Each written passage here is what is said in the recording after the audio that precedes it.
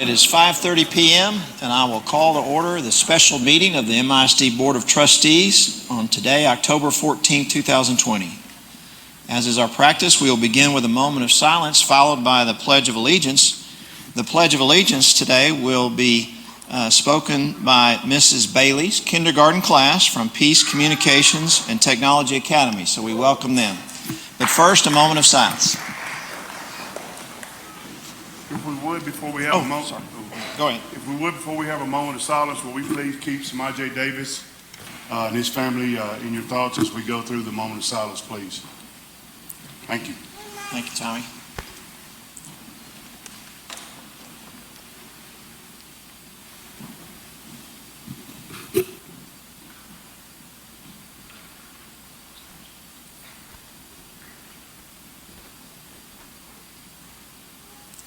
Thank you. All right, Ms. Bailey's class, welcome. Can you hold this on? Can you hold it?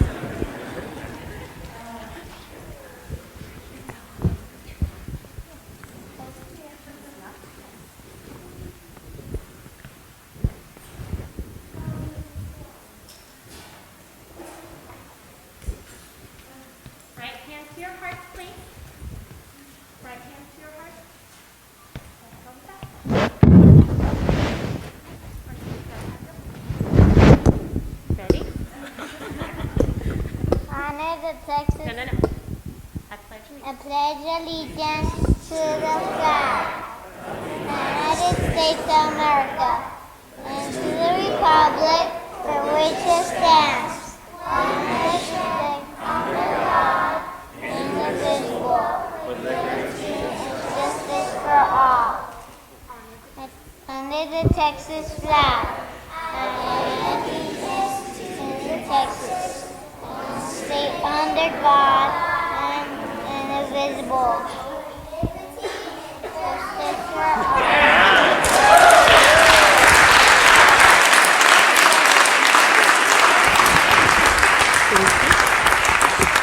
Turn around, face this way, and let's escort him out. This way. Follow Mr. Bailey. Come this way.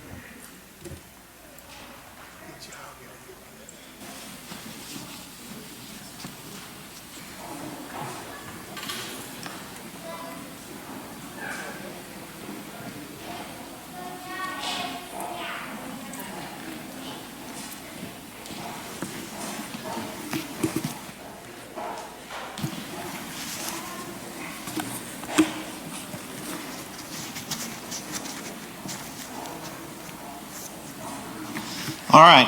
Thank you very much, Ms. Bailey, and thank you to Ms. Bailey's class and to all the parents who came. Thank you very much. Appreciate it. All right, we'll turn to public comment now. We have 23 speakers signed up to address us this evening. And before we begin, I'd like to call on our Secretary, Brian Murray, to review the rules for public comment so that we're all on the same page. Mr. Murray? Okay, so for tonight's public forum, we will have a board-established 3-minute speaking policy. We will not allow you to go longer, so once that 3-minute buzzer starts, the timer goes off, please stop and head to your seat or to the hallway if you're not going to be staying in the meeting. We do ask that you keep comments appropriate. This is a school board meeting and serves a greater purpose as far as education of our children, and so we need to make sure we conduct ourselves tonight in a manner that would be justifiable to our children that are watching at home. Thank you. All right, thank you, Mr. Murray. Now the first speaker is Christian Shedwin. Mr. Shedwin, welcome. And all our speakers tonight have signed up to address us on the name change.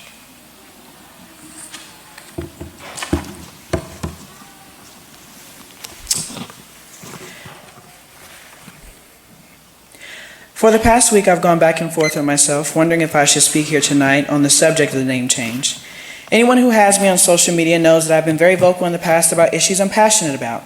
I want to make it clear that I firmly agree with you on the decision to change the name of Robert E. Lee High School. I graduated in 2019, and I will be the first to say that I was proud of my high school. I attended all football games. I was in the honor band, choir, both organ and chorale, the symphony orchestra, and theater all 4 years of my attendance. I danced with the Dixie Dolls at several pep rallies and won both talent shows I participated in. I was a TMEA All-State Tenor 1 for 3 years, and I was one of only 2 people in LHS history to make it my sophomore year. To finish out my high school career, I won Prom King, and I was the first and only openly gay black prom king in the school's history. No one could have said they had more pride than me, but my pride lied within my teachers, the staff, counselors, halls, and ensembles, not the name. When Superintendent Riddick got rid of Dixie in 2017, it lifted an unexplainable pressure that had always been on me. Having to play at every football game at Friday nights made me deal with my self-worth and self-conflicting thoughts in ways I never had before. Every time I lifted my trombone, it made me feel like I was betraying my ancestors and completely disregarding everything they went through in this country for over 400 years. And although it was something as small as removing the tune, I could visibly see the cultural shift in the high school, and it was changing for the better. I come from a long line of educators. It runs in my blood. And after I graduate college, I plan to be a teacher as well. My grandmother, who is still alive, taught AP Micro and Macroeconomics at Permian High School for 50 years and retired in 2015. And when my grandmother first moved here to West Texas, more specifically Odessa, Texas, she was the first black teacher at Permian High School. When she and my grandfather got married, they bought their home in a completely white neighborhood. They were the only black family in the entire community. They experienced firsthand some of the hatred that was here in West Texas. And although there are and were some people who live here that are truly genuine and kind, there were and are people who aren't. As time went on, things got better, and things have continued to get better up and through my education at Lee High School. But you and I both know there are still people who don't feel they have to grow as individuals or change to become better people. I'm sure you, President Davis, and several of the other board members have received mean, nasty, and hateful emails from people in the community here in Midland. Disguised as genuine concern or cost efficiency, we all see is clearly nothing but gaslighting, unwarranted anger, badgering, and adult temper tantrums. It amazes me at the excuses people have presented and will continue to show tonight as to why the name should stay the same or why it should be revised to some form of Lee High School. I don't want to spend my remaining time up here pointing out the obvious flaws in some of the opposing arguments. I want to spend my remaining time educating all of you on what I've learned and reminding you of why we're all here. Seeing all this unfold, it has become apparent and a critical thought pushed to the forefront of my mind, the importance of growth in oneself. Without change, no one can learn from their mistakes. And without learning from our mistakes, we will subconsciously, or in some of the people's cases, consciously, relive our shameful past. School board members, I implore you to look deep within yourselves and within your hearts before making such a historic decision. Choose to be on the right side of history. Mr. Shedwin, thank you. Thank you. Mr. Shedwin, before you leave, let me just tell you, I was one of those students that took your grandmother's class, and I assure you, I did not know enough to be in K-8 at Permian High School. Tell her I said hello, please. Thank you. Our next speaker, Randall Elder. Mr. Elder, welcome. That was after.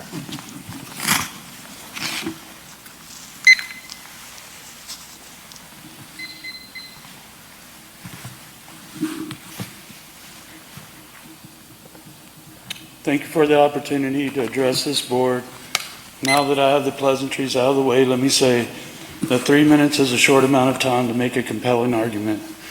I'm here to defend the community, who I feel has been defamed. Midland is a great community.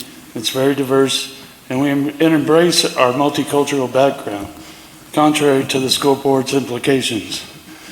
Your positions are apolitical, not your positions on the school name, but your positions as trustees. That means your job shouldn't involve your positions, which are political. Rather, your job is to reflect the community and our positions and views. As recently as a few days ago, an online social media poll produced by CBS 7 asked if they thought the community should pay $3.5 million to change the name of Midland Lee. The answer was very resoundingly no. I can't say if this is an issue everyone will see worth voting on, but the implications are unclear. How does this play into the next attempt at a bond. Families had rallies. Where are the rallies of oppressed individuals? I haven't seen them, and I don't think you have either. It's clear where the community sits on this issue. I suppose in y'all's mind, it's only more evidence of just how hateful and racist this community that you're supposed to be representing is. Like many Midlanders, I'd rather not be here. I own a business. I should be out making money. Instead, I'm here to add my voice to the cacophony of voices against the name change. My preference is to leave the name as is. Yes, even Robert E. If this address wasn't limited to 3 minutes, I'd enjoy educating you on the man who wasn't perfect, but was still a great man with direct ties to West Texas. When you boil this issue down, you end up with feelings. Some people feel oppressed by the name, and that's very unfortunate. Feelings aren't generally acceptable logical arguments, but it seems this board has decided to consider them.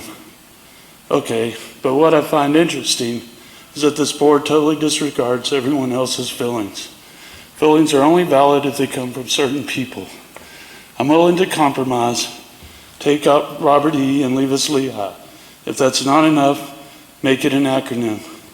But to take Lee's name away completely is unacceptable. If you're not from here, you probably don't get it. The Midland Lee Rebels are part of the local culture. They aren't hateful, and they're not racist symbols. I part with you with a quote from Orwell's 1984. Who controls the past controls the future. Who controls the present controls the past. Thank you, Mr. Elder. Thank you.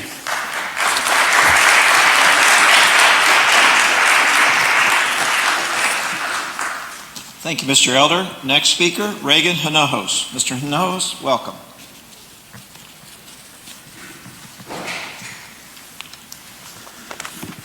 First off, I'd like to apologize to the naming committee for the hard work that y'all done. I was a critic, and I apologize. I wouldn't want to be in your position at all. Good evening. I'd like to share with you a story that I hope will make you laugh, but more importantly, will help illustrate a point with regards to the name change. It's a story of two brothers who were real scoundrels and did every stinking rotten thing you could imagine. And one day, all of a sudden, one of these brothers died. And so his brother, the living brother, went to the local pastor and asked him to speak at his brother's funeral because no one was willing to do it. He begged the pastor, knowing there were going to be a lot of people attending. The pastor was hesitant, telling the brother, well, I don't know, let me think about it. The brother, sensing the pastor's reluctance, said, look, I'll pay you a lot of money. The only thing I ask you is that when you pronounce my brother's eulogy, that you call him a saint. The pastor thought about it and said, okay, I can do that. The day of the funeral came and the place was packed. The pastor gave his sermon and then he began the eulogy of his dead brother. He said, the man you see in the coffin was a scoundrel. He did every nasty, horrible, dirty, vicious, and debauched thing you could imagine. He was a true good-for-nothing scoundrel, but compared to his brother, he was a saint. Now, why do I tell you this story?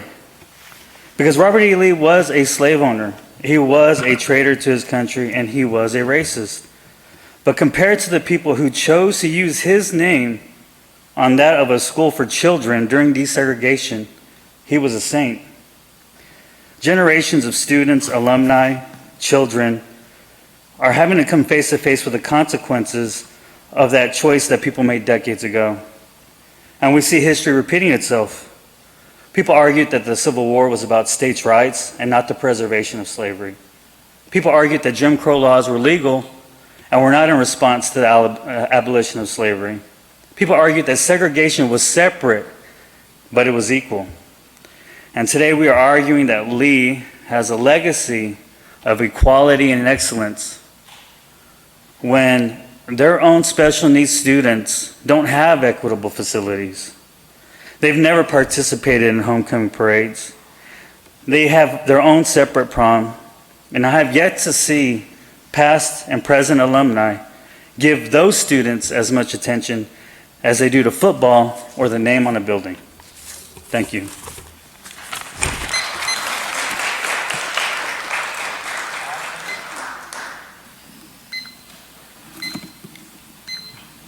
you, Mr. Nohos. Next, Lanshonda Sherman. Ms. Sherman, welcome.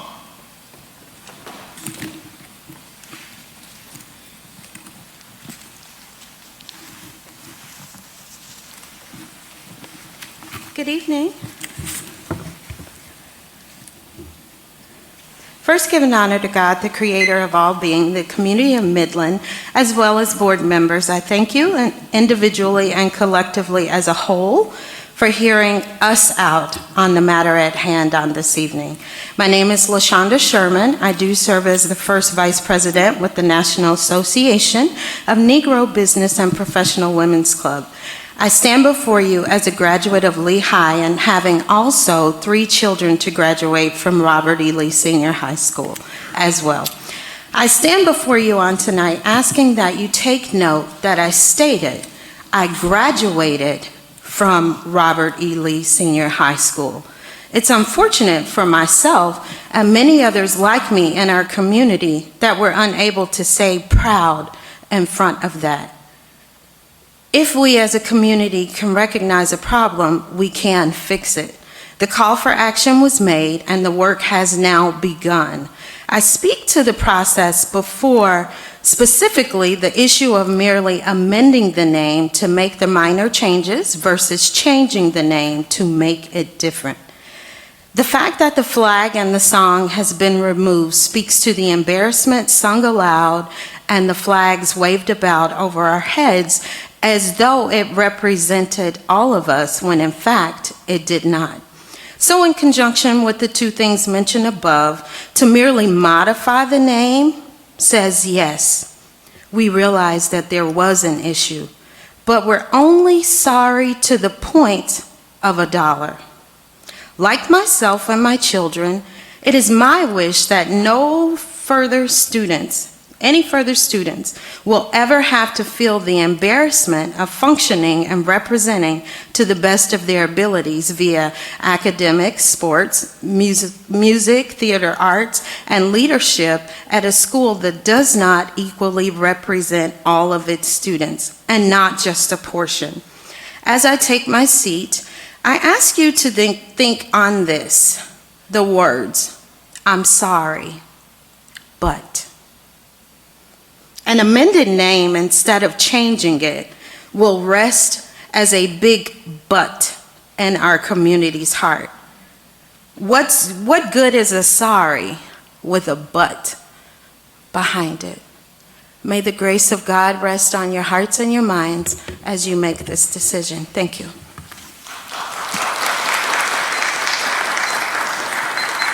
Thank you, Ms. Sherman.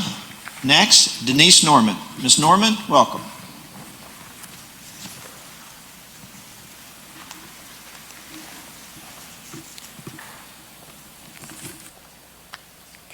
Good evening, school board members and Superintendent Dixon. I understand this is not an easy decision. I recognize the love of Lee tradition. I recognize that it has been passed down generation to generation. But you know what else has been passed down generation to generation? The sentiment of Lee symbolizing segregation. The sentiment of just tolerate it, you'll be done in 4 years. To Mr. Brian Murray, I understand why you voted to not change the name. I understand you wanting to do what some of your constituents asked. I've read how some parents said they will pull their kids from MISD if the name is changed. They will never vote for another school bond again if the name changes. All I ask is that you try to understand, for many of us parents, we don't have those same alternatives. We can't afford tuition at some of these private schools. We work full-time jobs and are unable to homeschool our kids. No, this is not true for all families, but how many families do you need to support systemic change? How many students is sufficient for fair change? How many educators does it take for you to support equitable change? For those that say we should focus on academics and not a name, it's insulting to tell us we need to focus only on academics when you won't even respect us enough to completely remove the underlying racial undertone of Lee. For those that say it costs too much to change it, our children being treated equally is worth more than whatever the cost could be. People pay for what they value. If it costs too much, just say you don't see the value in some of our children. To all the young people listening tonight, you are more than an athlete. You are more than the touchdowns you score. You are more than the relays you run, and you are more than the boundary lines of Lehigh football. You should be treated with grace, love, and equality. The name Lee was placed on the building to keep people who look like us away. Don't ever let anyone tell you you aren't valuable enough to inspire necessary change. Those tired lines have been articulated since the 60s, and although it's taken so long to address this issue, we are here now. The time has never been right. It's never going to be the right time. Let's vote for equality tonight and move forward together. Let's eliminate this barrier for families who won't send their kids to Lee because of the name. Let's remove this barrier for educators who don't feel comfortable teaching at a school named Lee. School board members, I am asking that you be intentional in choosing a school name that has no racial reference, a name that we won't have to come back here down the line and do this all over again. We are not in 1961 anymore, and I hope your decision tonight reflects that. I asked my 8-year-old who visited a civil rights museum last year what he wanted me to tell the school board tonight about the name change. He thought about it for a minute, and he said, "Tell them Lee was on the wrong side, and we're trying to be on the right side." Thank you for your time, your service, and your consideration.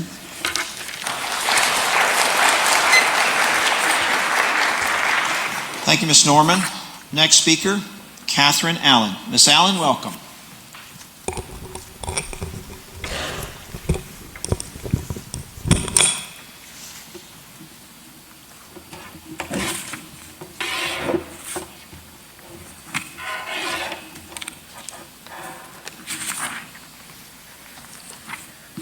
I am here today to express support for the renaming of Robert E. Lee High School. I am asking you as the board to uphold your July decision to rename the school by rejecting the name Lee in all combinations and forms, including any acronyms of the name Lee. Further, it is my desire that when choosing a mascot for the school, all symbols of Lee and the Confederacy be rejected. Our city has been tied to a legacy of white supremacy and hate for far too long. We can't give the next generation a world free of racism and prejudice, but we can clear their path of our baggage. To do that, we need a clean break from the name of Robert E. Lee and all symbols of the Confederacy. This name and these symbols were chosen by a primarily white student body and school board some 60 years ago in rebellious reaction to a Supreme Court mandate that Midland finally joined the rest of the country into segregating its school system. Though costly for us now, divorcing ourselves from the name of Robert E. Lee remains the least we can do for the future generations of Midlanders in terms of justice and racial equality. In light of that, this is a solemn day, regardless of how the board votes tonight. I believe our city's greatest accomplishments are attributable not to millionaires, celebrities, politicians, and sports stars that it produces, but to the regular working people who show up day in and day out to keep the city moving and make it a better place to live. I believe the achievements of these citizens can only be dimmed by association with the name of a man like Robert E. Lee. In voting tonight, I ask that you settle upon a name worthy of the people of Midland and the alumni of this great school. In the interest of time, I will not say more, but will end my comment with a quote that I've probably sent to you guys via email from W.E.B. Du Bois, noted Black author and historian, who wrote the following after traveling through the South in 1928. "It is the punishment of the South that its Robert Lees and Jefferson Davises will always be tall, handsome, and well-born, that their courage will be physical and not moral, that their leadership will be weak compliance with the public opinion and never costly and unswerving revolt for justice and right. It is ridiculous to seek to excuse Robert Lee as the most formidable agency this nation ever raised to make 4 million human beings goods instead of men. Either he knew what slavery meant when he helped maim and murder thousands in its defense, or he did not. If he did not, he was a fool. If he did, Robert Lee was a traitor and a rebel, not indeed to his country, but to humanity and humanity's God." Thank you, Ms. Allen.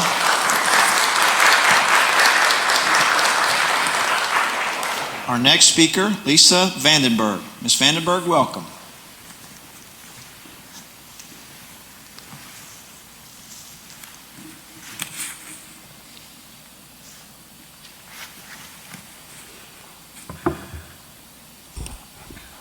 Good evening, school board. Thank you for bringing us all here tonight. Mr. Davis and Mr. Trischetti, about a year ago, the two of you went on the air on KWEL to talk about the upcoming school bond. And when you were asked about the changing of the name of Lee High School or Midland High School, here's what you had to say. So Midland Lee would be renamed? We would have no more Lee High School? No, Midland Lee will be one of the, so we will build a new Midland High and a new Midland Lee. Okay, but and Midland then the Lee would not, but the name Lee would not go away. That's correct. There's no move to do away with Rebels or Lee or anything like that? Nothing of the sort. There will be a new Midland High, and the Bulldog and the traditions and the purple and gold will go to the new Midland High, and the Lee High School will be Lee High School, and the Rebel traditions will go with it, and no changes. But not Dixie, I guess, not Dixie. Not Dixie. Not Dixie. Hey, and the new high school, we don't know what it would be named, and who comes up with that? There's a citizens committee that's established for naming it, which is par for how they've named campuses at MI. So my question to you is, were y'all lying to your constituents and all the people of the Permian Basin, or are y'all now punishing the people of Midland for not voting for your $569 million bond? Thank you.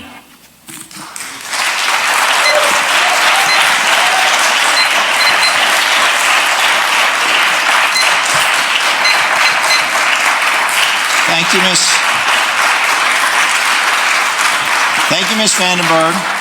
Our next speaker, Alan Houston. Mr. Houston, welcome.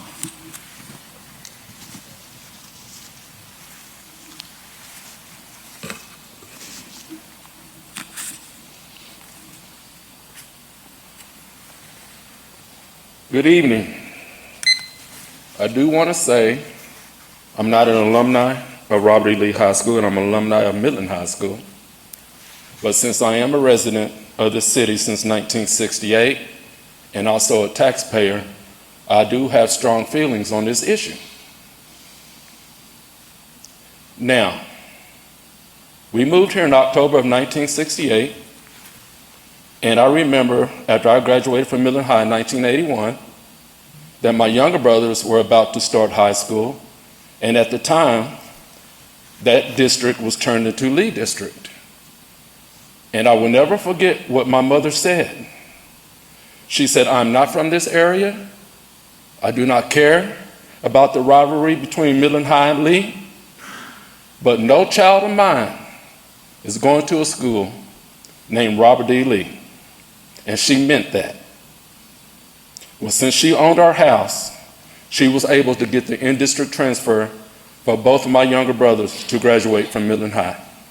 And I will say that my youngest brother, Matt Houston, still holds the district, pool, and school record in the 100 butterfly. Now, it's time for Midland to move along. It's time for the city of Midland to move along. I'm so tired of this city being 20 years behind everyone else. The name Lee, no matter how it's spelled, acronym or no acronym, it needs to go. It needs to go. It needs to go. I understand the pushback. I understand all the accomplishments and accolades of Robert E. Lee High School. That is going anywhere. And for anyone to say that this school board would trash all those accolades is a lie. Carver students still have their accolades. Robert E. Lee High School will still have their accolades. There's none of you on that stage right now is going to knock on any of these former students' doors and take their gold and bronze, silver medals, their state championship trophies, none of that. So I know MISD is not going to do that. So who's ever spreading those lies needs to stop that, because MISD is not going to do that. The name Robert E. Lee needs to come off that building. and give it a strong name. The committee should have derived from the list of names that were put up. Me, I put up 6 names on that website. Legacy High School, Heritage High School. Thank you.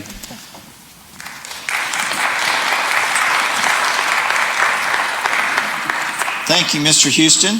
Next speaker, Lynn Rogers. Ms. Rogers, welcome.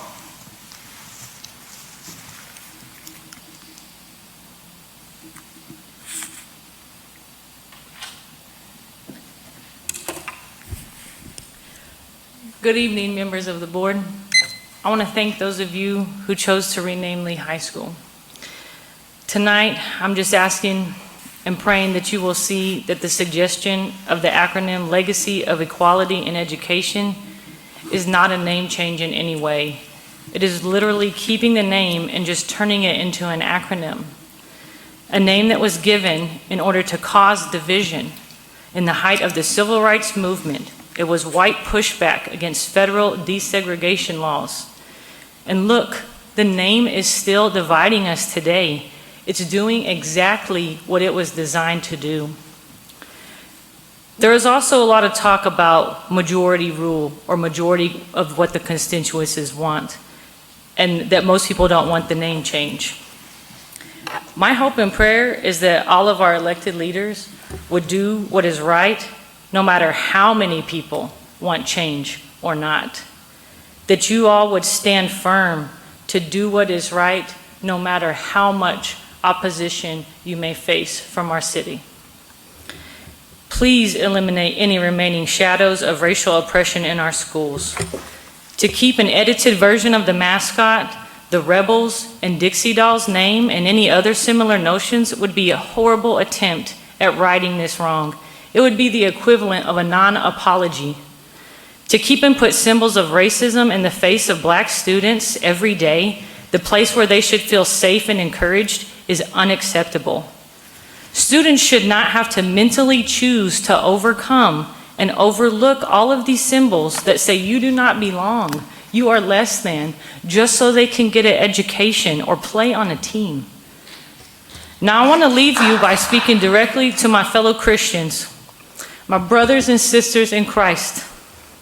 Our first and greatest calling every day is to honor God, to obey His words, not mine or anyone else's.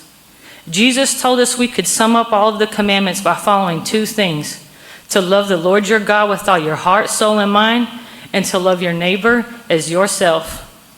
If we are to love our neighbors of color as ourselves, we cannot hold on to the name and images of Lee. If we are more married to man-made traditions and the momentary glory of high school sports excellence than we are committed to obey God's word, then we have put this high school's name above God's. And Christ did not die in my place so that I could chase temporary idols unworthy of our allegiance. So please ask yourself, fellow believers, have I made traditions, nostalgia, and memories an idol? And am I following my emotions and feelings about this idol instead of God's word? When we stand before our Maker and Savior, will He care how many championships or accolades we piled up? Or will He say, well done, good and faithful servant. You stood up for the oppressed in your city. Ms. Rogers, that's all the time we have for you. Okay. Thank you very much. Thank you.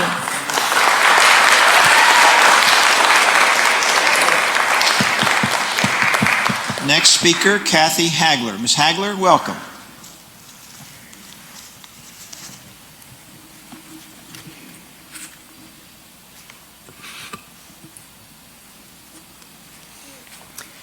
Good evening, trustees. Thank you for allowing me this opportunity to speak. I'm Kathy Hagler. My daughter is a 4th grader at Sam Houston Elementary. I want to affirm the board's decision to change the name of Robert E. Lee High School. The decision to choose this name was wrong at the time that it was picked. It's continued to be wrong ever since it was named. It's now time to correct this wrong so our community can move on and heal. Choosing any name that contains the word or acronym Lee is not a change. It's a slap in the face to the black members of our community. I'd like to ask two questions. Who is this change for? And why is it necessary to cause this level of division in our community? I submit that the change is not for any previous graduate of Robert E. Lee.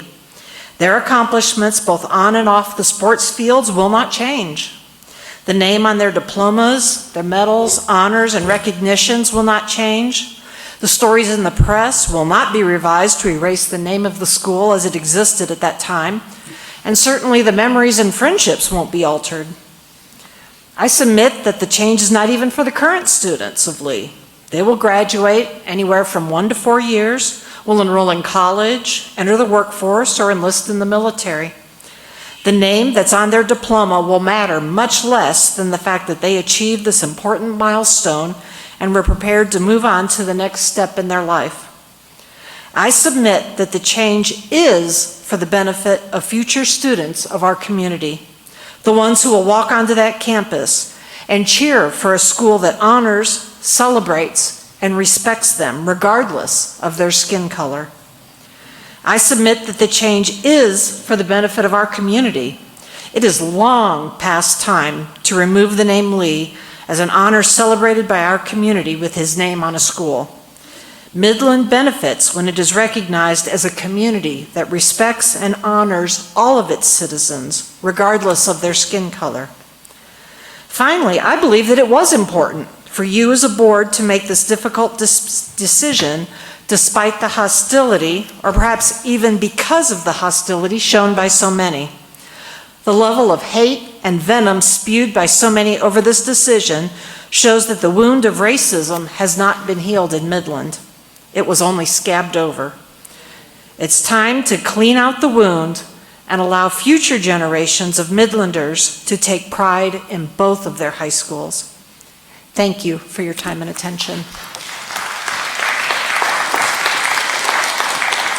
Thank you, Ms. Hagler. Our next speaker, Raquel Trimble. Ms. Trimble, welcome.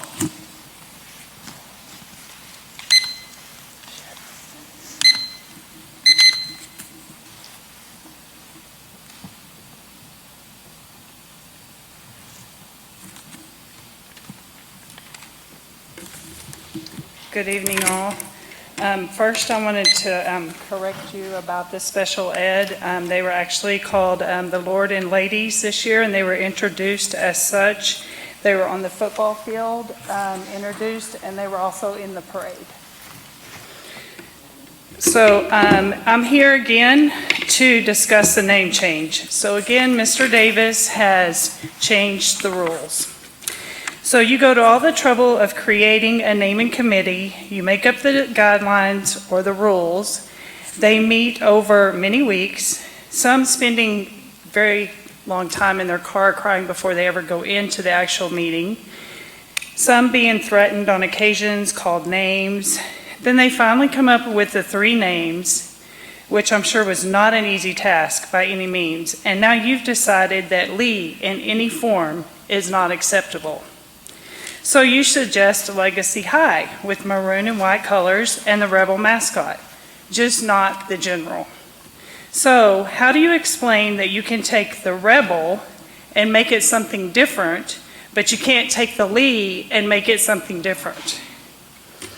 So I say that the name should stay Midland Lee, and the colors should be maroon and white, and we should be Rebels, but we don't need a mascot. And you, Mr. Davis, say that this history will continue to be displayed in the school. Well, we don't want it to be history. We want it to continue to be a legacy, and we want it to be something that future students strive to accomplish. There are lots of people that have made lots of accomplishments, and there's others that strive to do the same thing. Also, Mr. Davis, I live in your district, and shame on me for voting for you, thinking that you had students, teachers, and taxpayers' interest in mind. I have emailed you, and sometimes you respond with what I assume to be a copy and paste answer, if you respond at all. Had I known that I could have had access to your phone, as some of the other citizens in town do, I would have asked for it. You have not reached out to your district. Keep in mind, you're speaking for us, And your district is in Lee District. Believe me, we all have an opinion on the name, and you did not reach out to ask our opinion.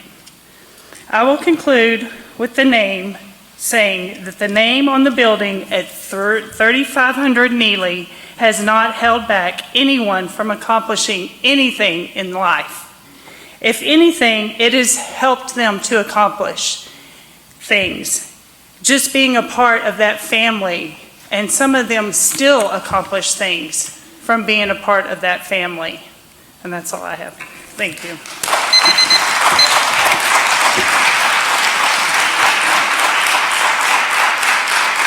Thank you, Ms. Trimble. Our next speaker is Carrie McNeil. Ms. McNeil, welcome.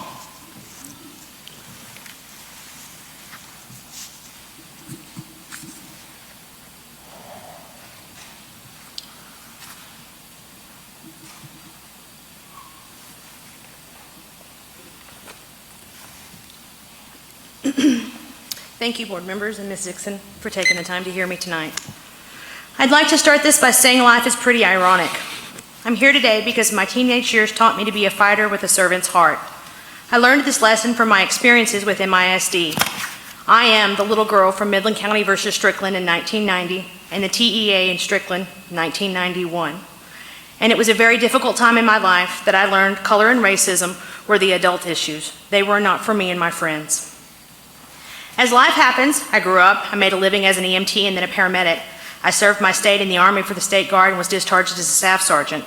During my 24 years of medical and military experience, I cared for every color, creed, religion, and gender. I learned that life isn't about color or socioeconomic status, but what lies within your heart. In the last year, can you honestly look at yourselves and say that you've done a good job, that you've done the right thing for us? Can you tell me how we have bettered our education system in Midland? Because I can't. Mr. Davis and Mr. Scischetti have both been on the record stating that the LHS will not be changed with the passing of the bond, while documentation from Mr. Fuller and Jenny Cudd say clearly the opposite. So where was the truth there? I have emails and documented correspondence between Orlando Riddick, board members, city council members, and various other participants discussing this name change. What I do not see is anyone that might have an opposing view of this.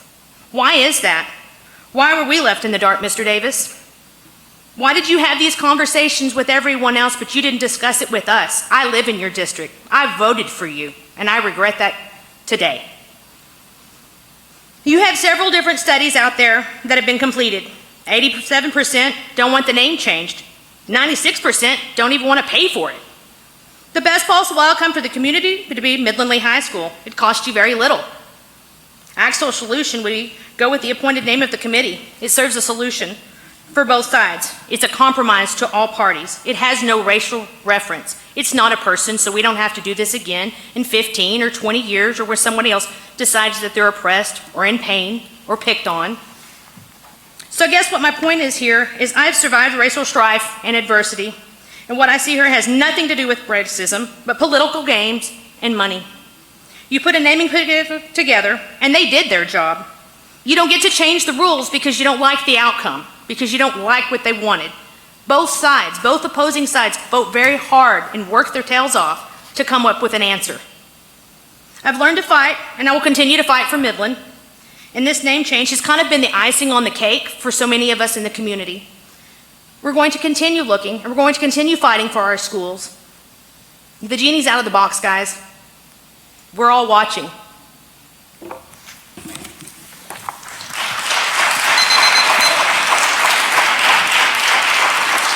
Thank you, Ms. McNeil. Our next speaker, Isaac Garnett. Mr. Garnett, welcome.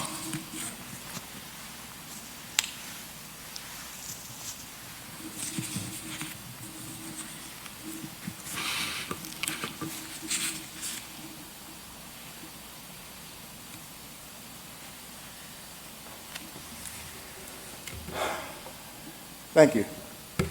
There are too many people who've said wonderful things, and I agree with the majority who have said those things. One thing I want to address now is those who said talking about loss. Let me tell you what I lost as a kid growing up in Midland, going to school. I was ignorant to the fact, many facts, about who I am related to Midland Lee. I played football under Midland Lee. Went to the first state championship in 1983 under Midland Lee. My friends, black, white, Hispanic, we loved each other. We played hard together under Midland Lee. As friends, we're friends today. Not because of Midland Lee, because we loved each other. We cared for each other. That name got to go. One thing has nothing to do with the other. But I still feel the loss. I feel the hurt. I feel the pain. That many people in this room feel the pain. That we shouldn't be here today had our own school system taught us proper what we should be and should know today, so this issue wouldn't even be rose to this occasion. If we had a proper history, we shouldn't be here. We don't know all our true history. Should I tell you about 1977 when Roots came out? My sister went to school right here in Midland Lee, as the gentleman talked about. Guess what? The school was shut down because somebody called my sister Kizzy. Those of you who are too young to know, that wasn't a good thing. And it didn't work out for that person. These are the things that people wash over, pretend didn't exist under the Midland Lee banner. There's always been strife under that banner, Midland Lee. Yet I played football. You can go to YouTube and find all the things of my teammates and I playing, and 30,000 fans screaming and yelling, proud of us. Midland clearing out. Turn out the lights when you leave. All the way state championship. Because our community made progress going forward. Together. From a very ugly past. I remember busing in '76 from Pease Elementary. But we moved forward together. Slowly, incrementally, but then we stagger backwards. And then we do playing these parlor games.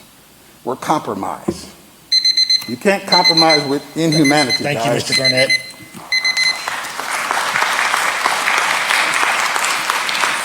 Thank you, Mr. Garnett. Next speaker, Adam Reed. Mr. Reed, welcome. What was the name of it? Reed?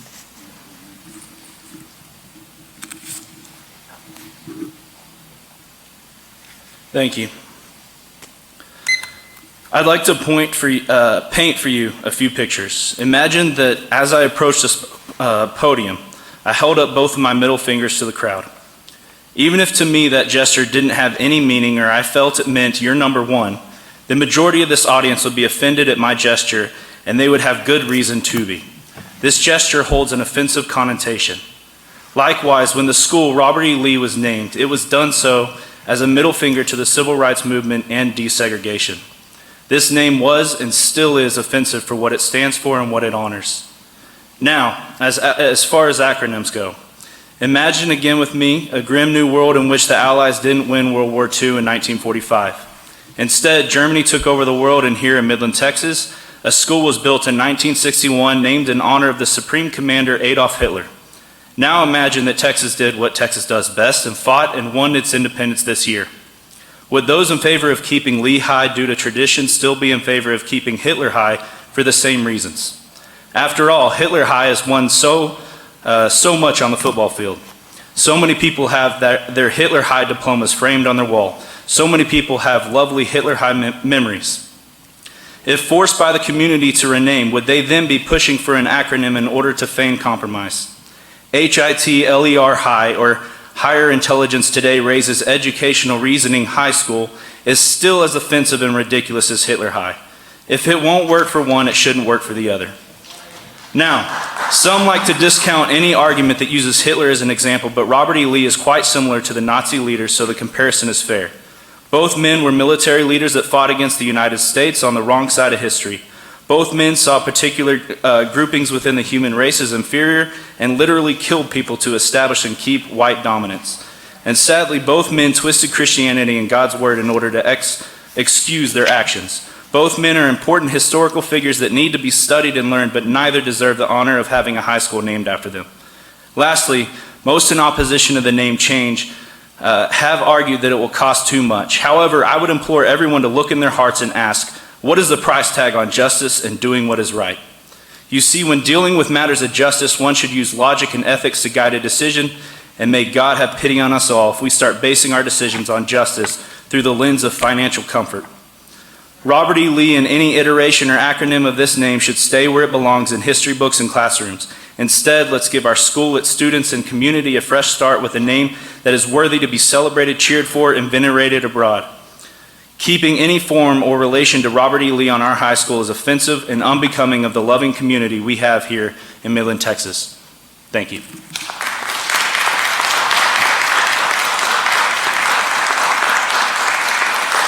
Mr. Reed, thank you. Next speaker, Jalen Wilson. Ms. Wilson, welcome.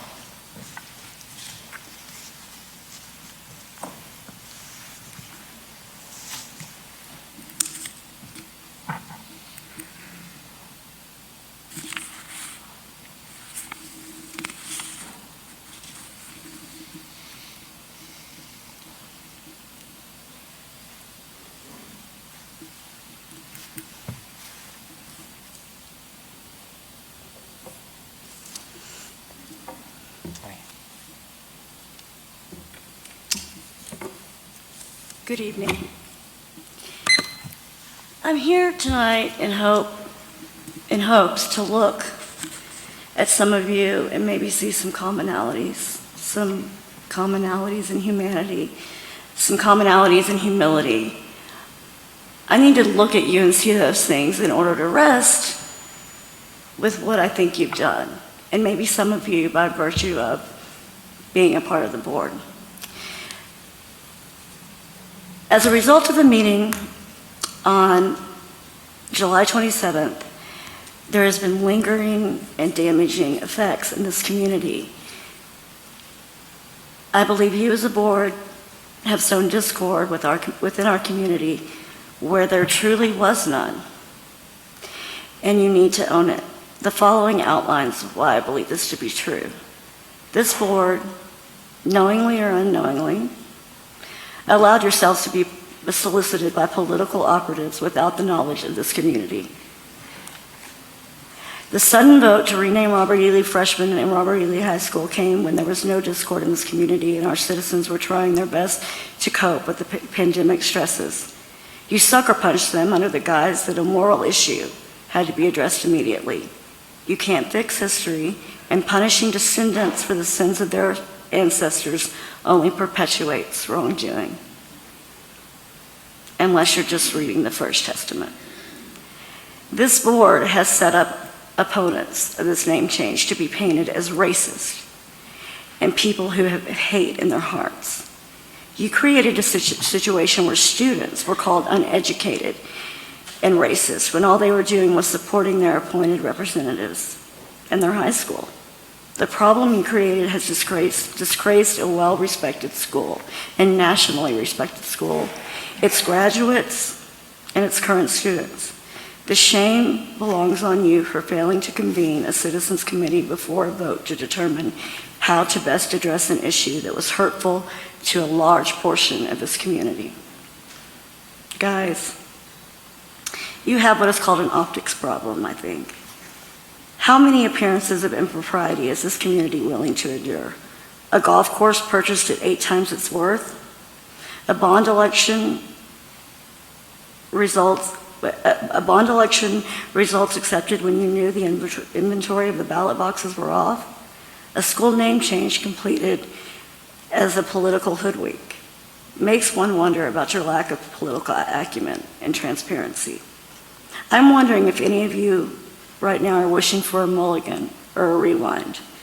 It is difficult to admit when you are wrong, but real men do so, and women, when they realize they have made an error. This community would be more than willing to accept a name change if the decision had included all parties. Thank you, Ms. Wilson.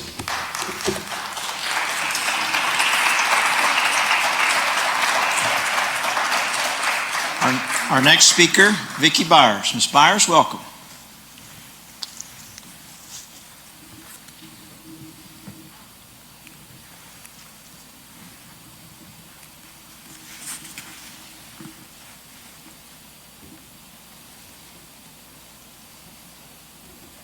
Good evening. Mr. Davis, at last we meet. My name is Vicki Byers. I'm not a person who's been active or involved in local politics. I always have completed my civic duty and voted.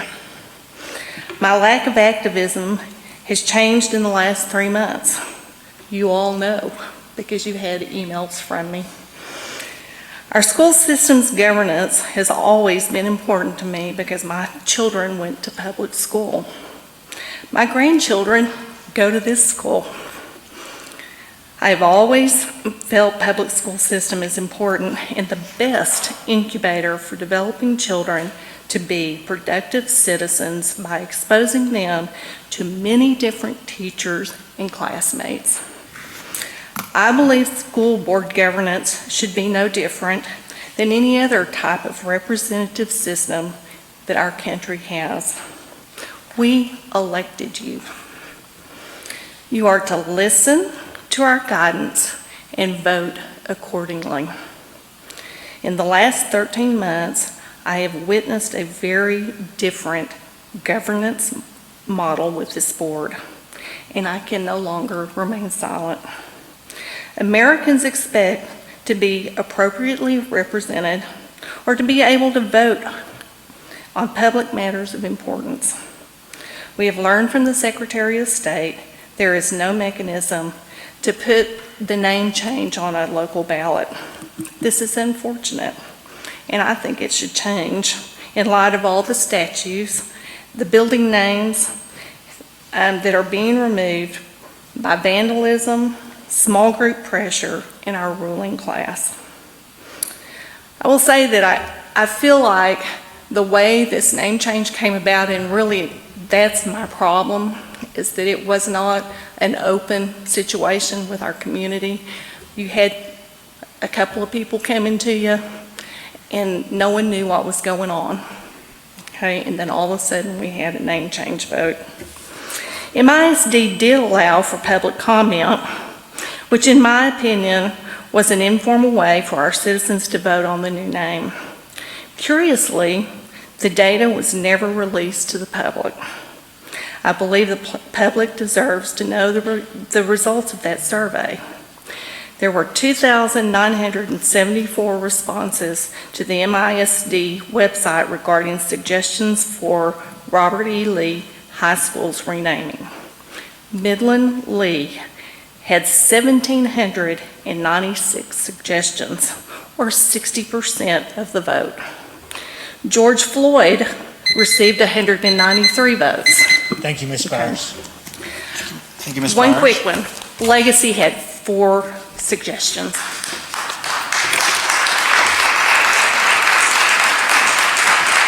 All right. Our next speaker, Michelle Aubry. Ms. Aubry, welcome.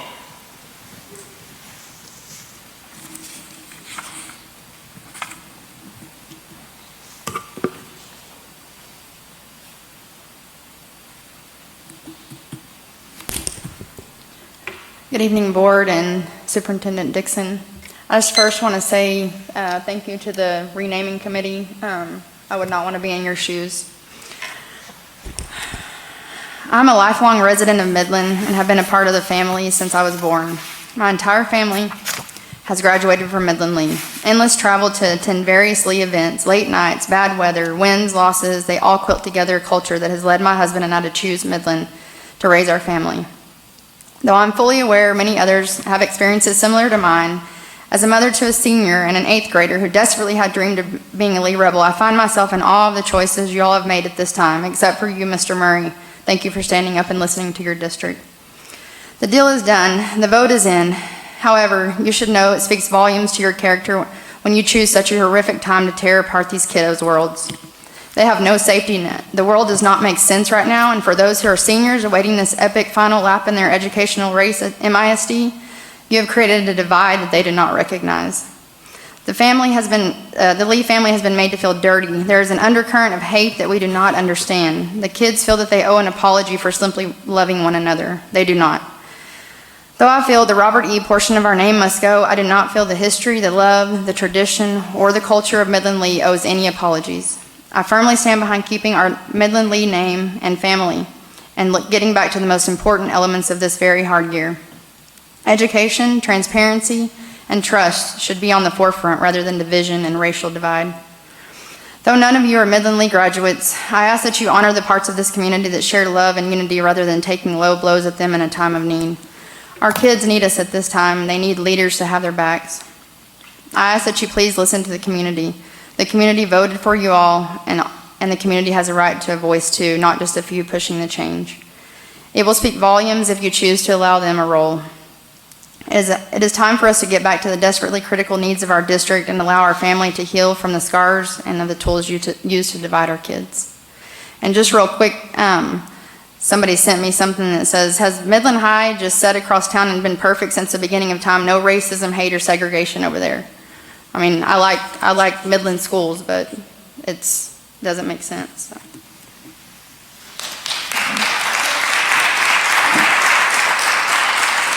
Thank you, Ms. Aubry. Next speaker, Adam Villarreal. Mr. Villarreal, welcome.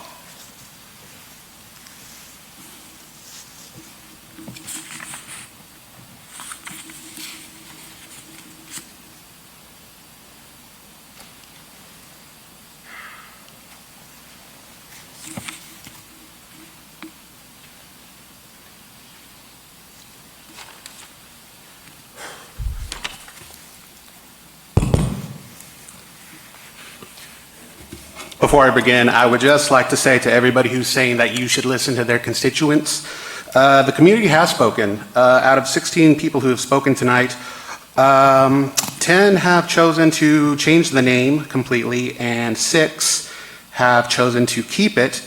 And the most racially diverse one is the ones voting for the name change. So I'll just let that sit.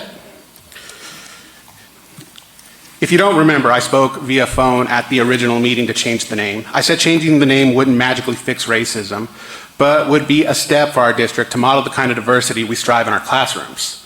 Thank you for taking that first step. You may not know it, but your choice that night made believers out of those who normally have no faith in the system, who believe that there is no point in voicing an opinion because it will always fall on deaf ears. And the people who fall into this category are far too often the black citizen, the Hispanic citizen, the queer citizen. Decisions like the one made then and being made tonight have brought us in that category out of the shadows to make our presence known, and we feel like we have a say-so now. That's the power of doing the right thing. You don't need me to explain why changing the name from Robert E. Lee simply to Lee is ridiculous. You know this in your hearts, and you made the commitment that night to a total change. What I'm asking you simply is to endure and finish the good work you started. You are feeling pressure, no doubt, from brothers and sisters in our community. Change can be frightening, especially when it affects such a cornerstone of our lives as alumni, reliving traditions in our hearts and the stories we tell our kids, hoping that they have as much fun as we did. But the fear of change is an irrational fear, and it strikes the best of us. I hold no ill will or judgment towards anyone wanting to call the school Lee. But now we as an alumni have the chance to pass on a better future. A future, as I said, where no one feels like they don't have a say. I ask you to endure. Finish the good work. Let tomorrow be a new day for the city and change the name to either Legacy or Tall City High School. My name is Adam Villarreal. I'm a Lee High School alumni. I was born, raised, and am currently trying to improve Midland, Texas, and I'm the proud son of Gloria and Jose Villarreal. Thank you.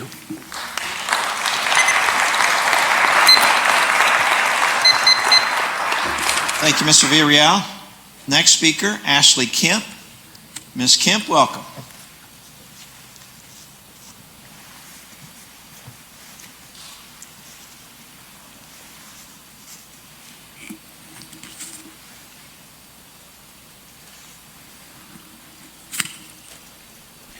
Good evening. I heard a man say in an interview pertaining to the name change, quote, "For 60 years, that name has stood. Why is it wrong today?" My answer to him is simply put, it's always been wrong. And for those who agree with that sentiment, let me ask you something. What do you think would have happened to those individuals that would have stood against it in 1961? I believe they would have gone through the same things that a lot of us have in 2020. Ultimately, the time is now. And just because the name has been there 60 years doesn't mean that switching the name from Carver to Lee was the right thing to do in the first place. Naming committee, you had one job. You were not asked to do a remix to the name Lee, but to change it and pick another one. It could have all been so simple, but you'd rather make it hard. Out of all the names you could have picked, a majority chose the laughable legacy of excellence and quality, L.E.E. Out of the 5 names that were narrowed down, 3 of them still had Lee in it. The school board asked you to change the name, not amend it. The most common answer, I should say, after all of you voted was, they think we are stupid. And I agree.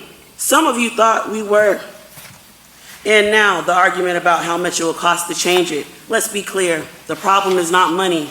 It's the fact that you simply don't want to pay for anything that changes the name you so desperately want to keep. But it's, and once again, another cover. The ruling, simply put, has already been made. Why is this still an issue? I asked the school board to reel it down home and leave no trace of Lee behind, and to please consider Tall City High School, a name that I believe will be the great equalizer.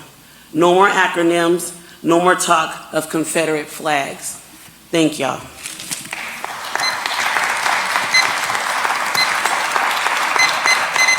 Thank you, Ms. Kemp. Next speaker, Judy Hilliard. Ms. Hilliard, welcome.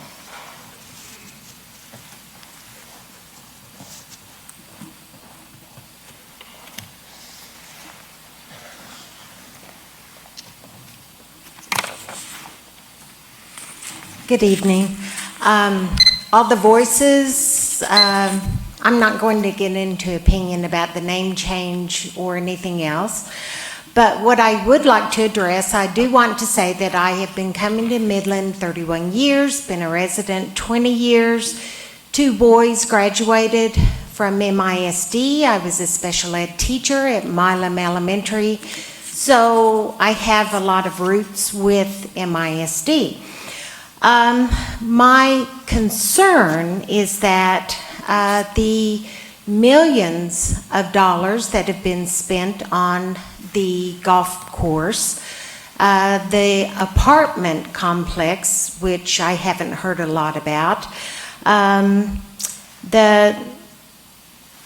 It was said, I believe last night, that just to change the name is $1.8 million, and it will cost $3 to $4 million to do a total name change.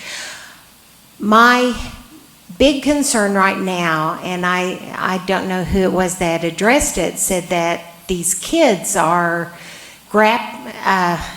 they're struggling with something to hold on to. And I agree that to address this issue now, the timing was not appropriate. There are major costs with keeping the schools COVID free as much as possible. Oh, and I did forget to say I do have 2 grandkids that are in MISD currently. There are air conditioners in the schools that are going in and out. They have problems. There are water faucets that are having problems. There is so much basic maintenance that needs to be done to our schools.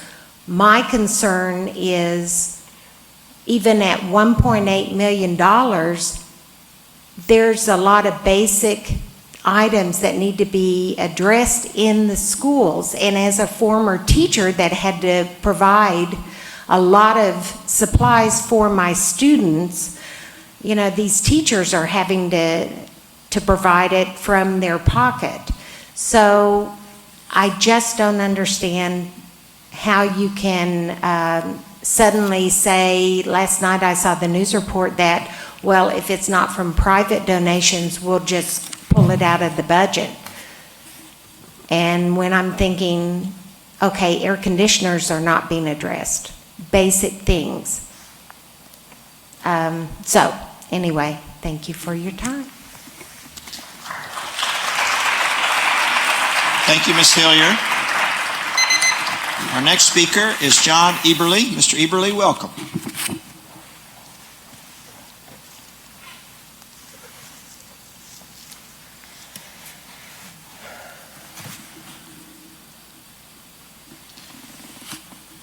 And Mr. Eberly, I do have the copy of the handout that you provided to us. My name is John Eberly. I'm a resident mostly since 1969 when I came as a 4-month-old baby.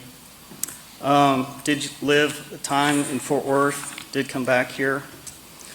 I wasn't planning to speak, but I sent the petition that I gained signatures for in approximately 2 days. Got 188 signatures that people wanted to keep Midland Lee High School Rebels without the dots.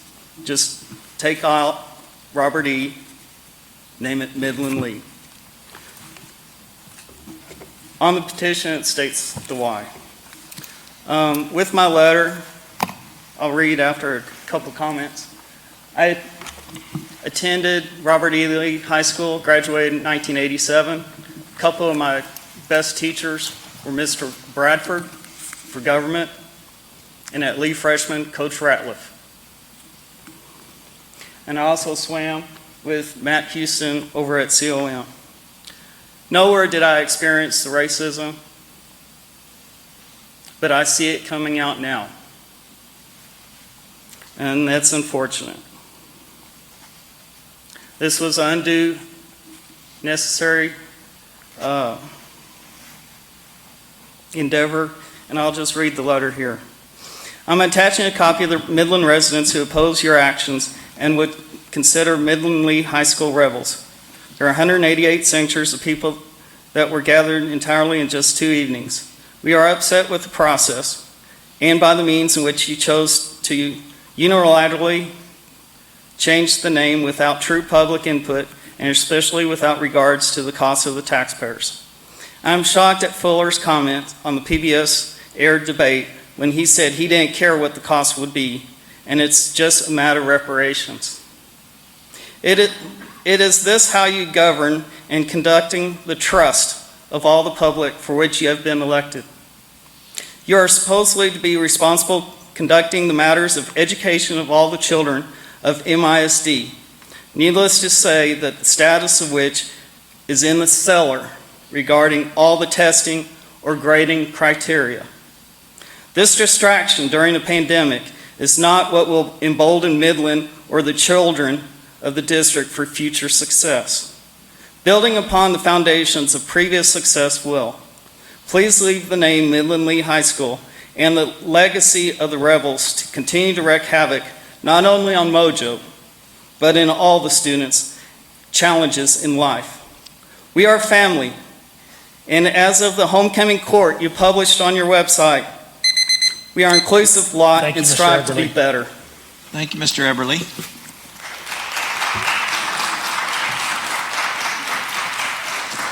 All right, our next speaker, Sonny Johnson. Ms. Johnson, welcome.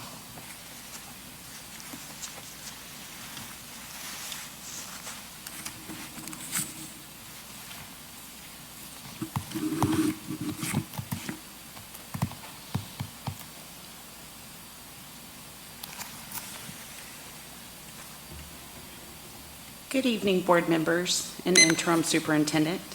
My name is Sunny Johnson, and may I make a suggestion that one of you make a motion tonight to table the vote to rename Lee High School? I am curious if any of you who are on the ballot on November 3rd have contemplated the public contempt the school board has generated over the past 13 to 14 months. In light of public sentiment expressed through the CBS 7 news organization's poll showing the public is 96% against the expenditure of money to change the name of Lee High School. Why don't you allow for the voters to speak on your job performance? If you are reelected, come back and vote on the potential new name. If you are not reelected, allow the people's new choice to vote on the new name or potentially reverse the school board's ill-advised actions to eliminate the school's name.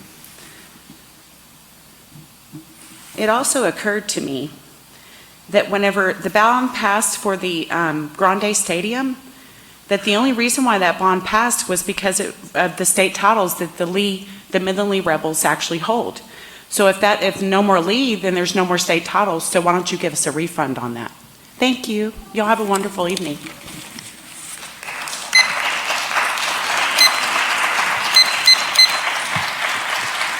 Thank you, Ms. Johnson. Our next speaker, Courtney Ratliff. Mr. Ratliff, welcome.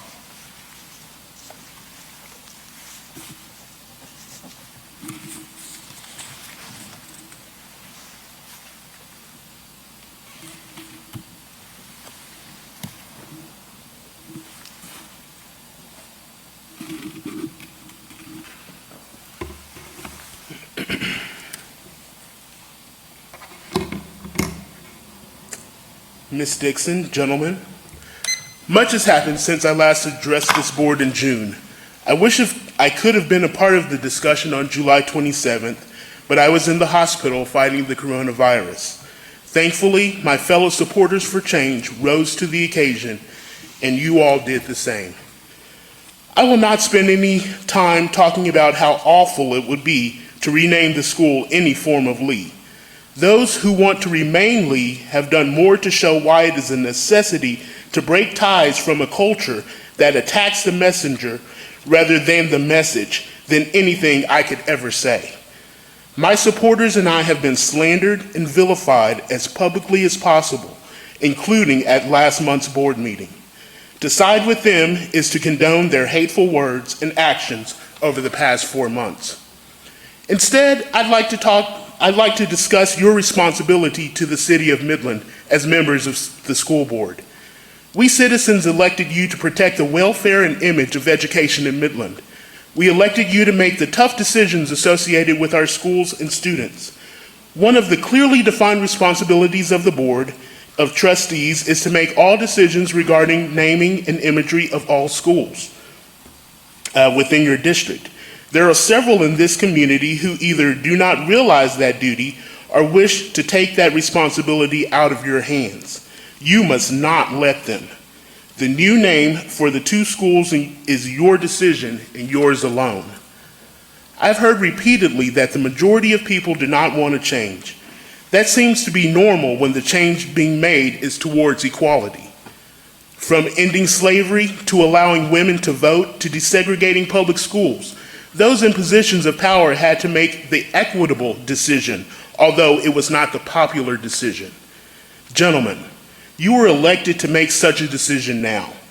I will leave you with a selection from Midland Community Theater's production of the Harper Lee classic To Kill a Mockingbird.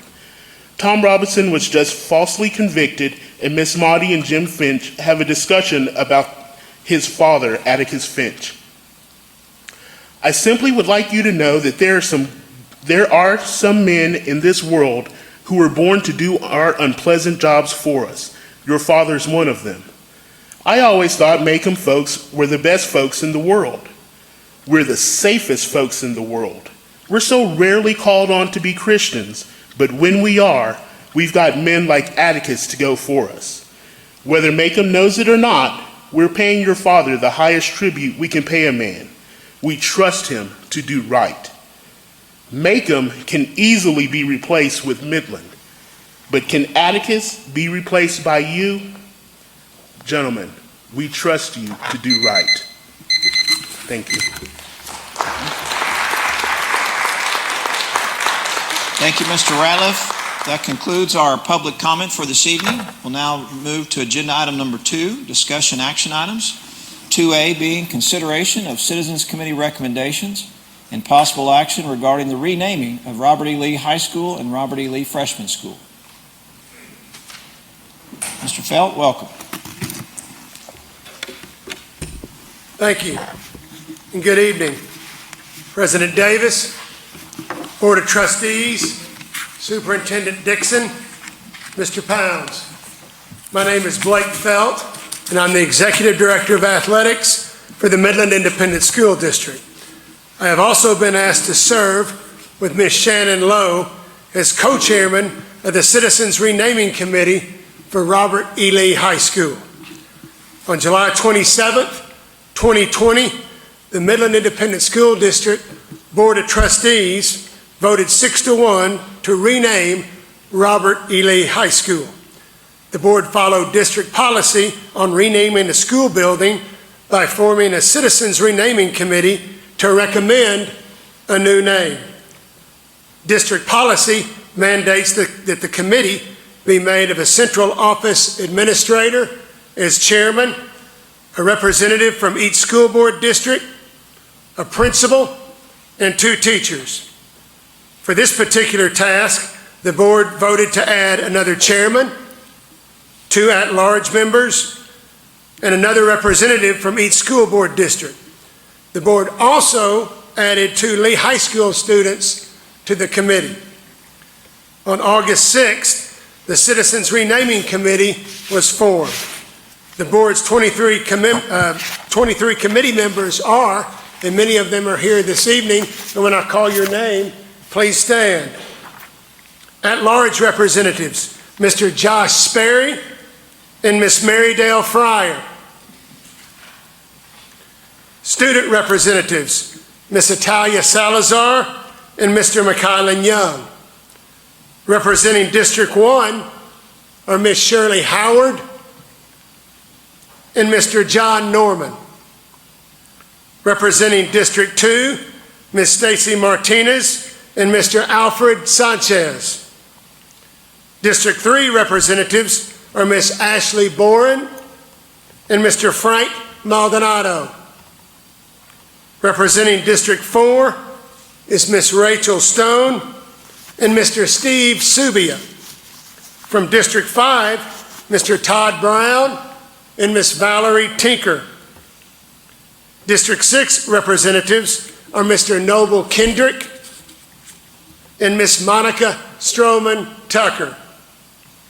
And our District 7 representatives are Ms. Sarah Hale and Mr. Roderick Strambler. The 2 teachers chosen to serve are Ms. Ellen Boyd and Mr. Bo Garza. The principal chosen for the committee is Ms. Jennifer Seibert, and the co-chairs are Ms. Shannon Lowe and Blake Felt. On behalf of Ms. Lowe and myself, we would like to thank the entire committee for their time and hard work on such a difficult task. Thank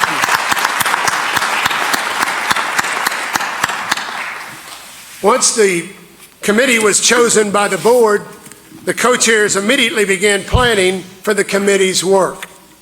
Over a 4-day period, the co-chairs spent over 9 hours forming meeting and voting procedures, putting together agendas, and laying out guidelines of how the committee would conduct its work.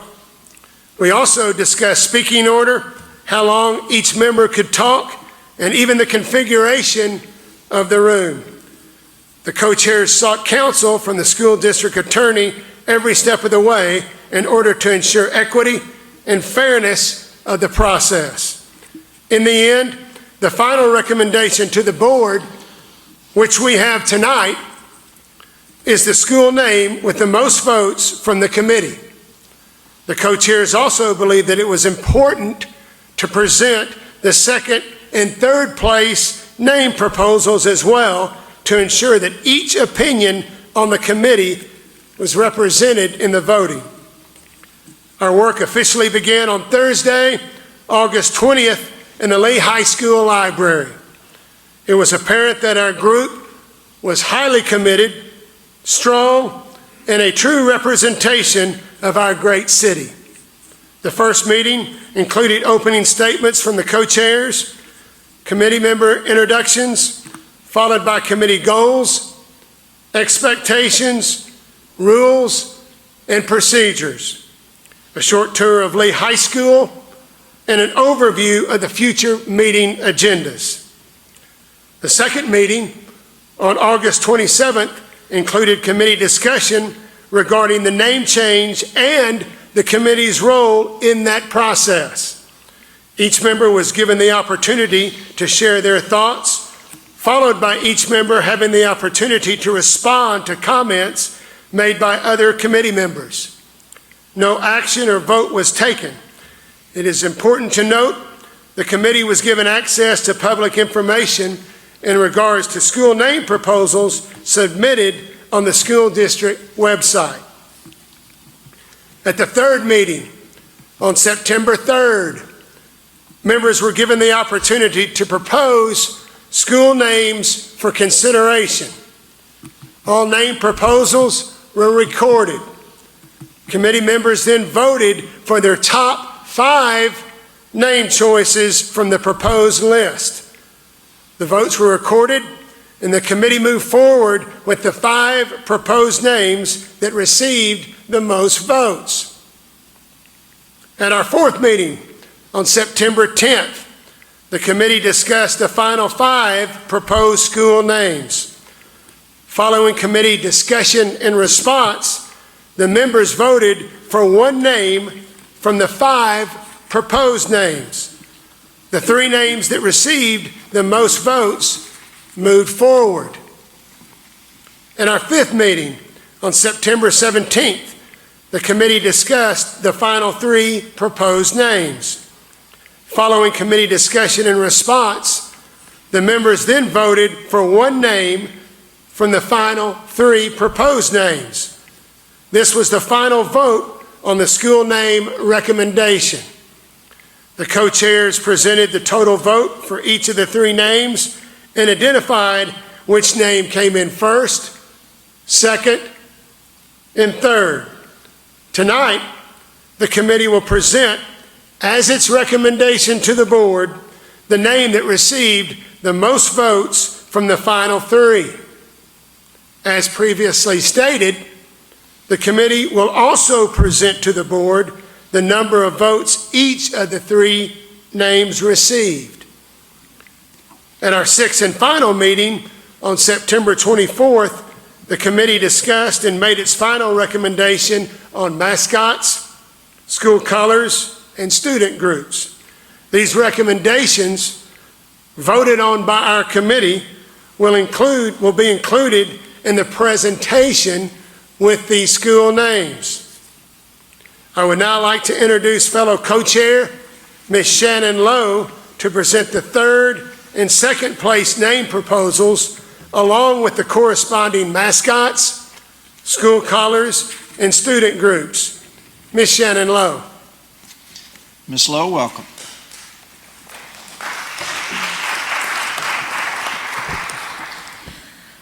Carver Lee High School is the 3rd place name from the Citizens Renaming Committee.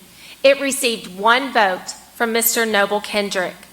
The following is an explanation from Mr. Kendrick on why Carver Lee High School is his choice to rename Robert E. Lee High School.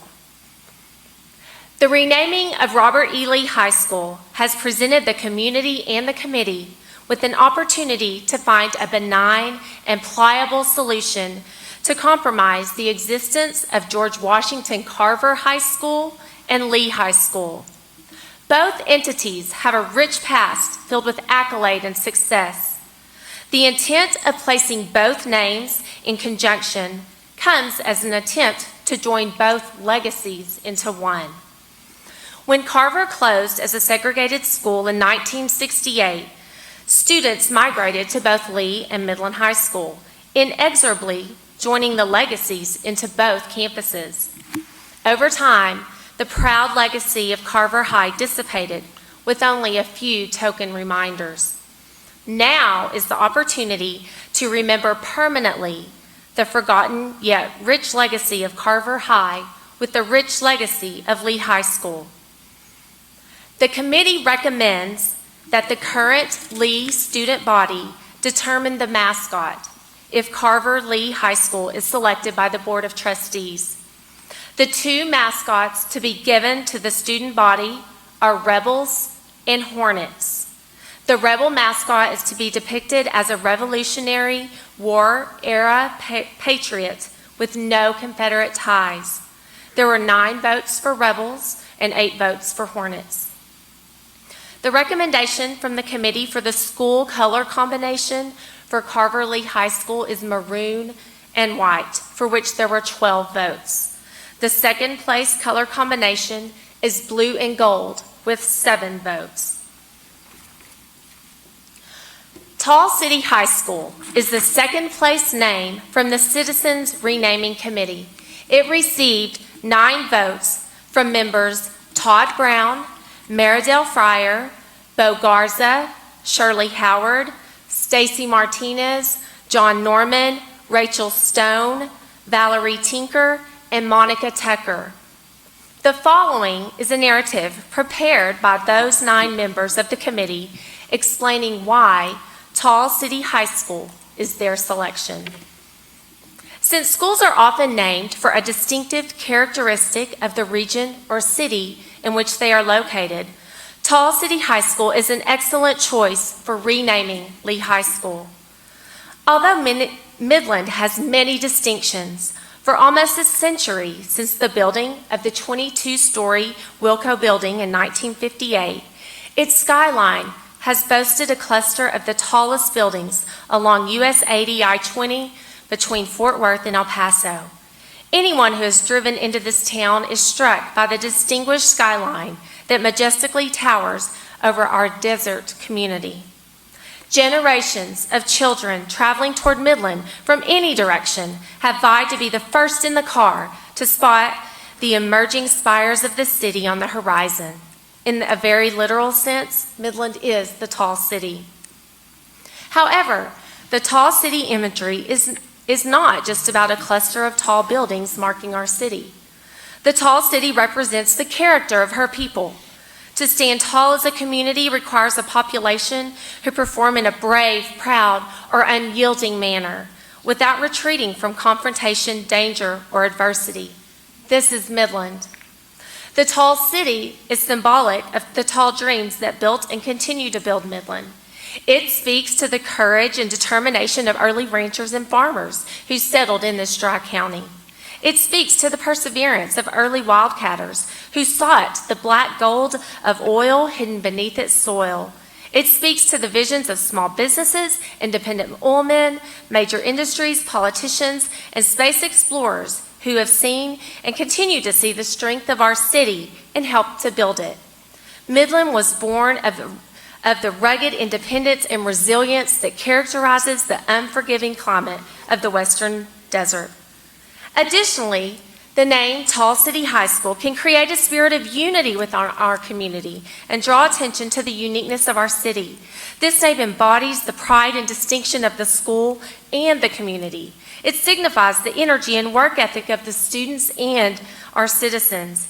It represents the connection between the promise of our youth and the vision of our founders. It is an image around which future students can build a sense of pride, a body of traditions, and an enduring school spirit. The tall city is not outdated. It is not an abstraction. The tall city is a solid, enduring characteristic of Midland. The tall city is not subject to changing social concerns. It is not vulnerable to economic busts and booms. It is unique and visible for all to see and appreciate. Tall City epitomizes Midland and is worthy of being the name of one of our high schools. The committee recommends that the current Lee student body determine the mascot if Tall City High School is selected by the Board of Trustees. The 3 mascots to be given to the student body for their vote is Oilers, Titans, and Rebels. The Rebel mascot is to be depicted as a Revolutionary War-era patriot with no Confederate ties. There were 16 votes for Oilers, 11 for Titans, and 11 votes for Rebels. The recommendation from the committee for the school color combination for Tall City High School is maroon and white with 12 votes.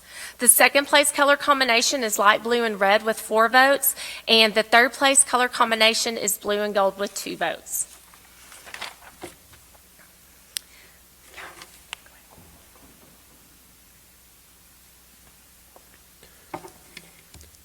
The final school name being the final school name being presented to the board tonight is the committee's recommendation for the new name of Robert E. Lee High School. Also being recommended with the new name is the mascot, school colors, and student group recommendations. Once again, Ms. Shannon Lowe.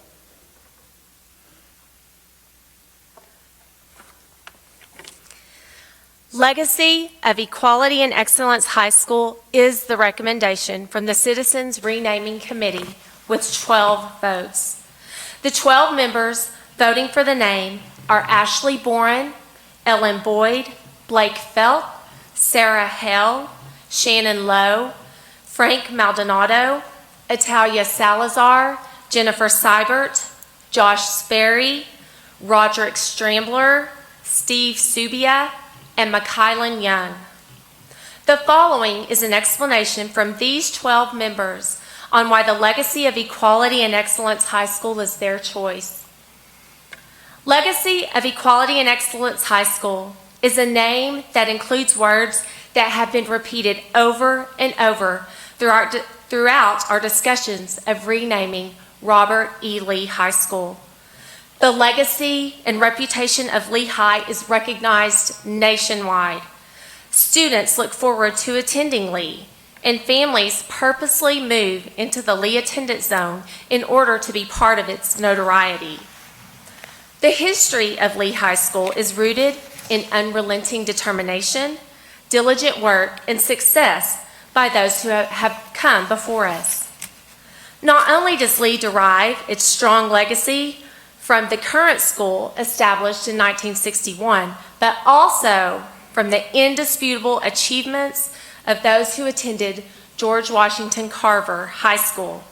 The academic accolades and the state champion basketball and football teams from Carver High are a huge part of the legacy of our school.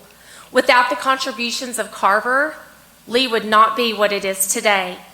That legacy should be celebrated. While the name Robert E. Lee has direct Confederate connections and drives a wedge between ethnic groups, the current legacy of Lee High School has evolved into one of equality. And this unity is driven by the students and the valued relationships that they have with each other. The high school no longer represents the ideology of the 1960s. The legacy of Equality and Excellence High School has no Confederate ties. We will continue to champion equality for all students at our school, and now it will be acknowledged in our name. Additionally, Lee High School has a tradition of excellence, accepting no less than one's best from students and faculty. Development of core values, trust, and love is the new Lee High School.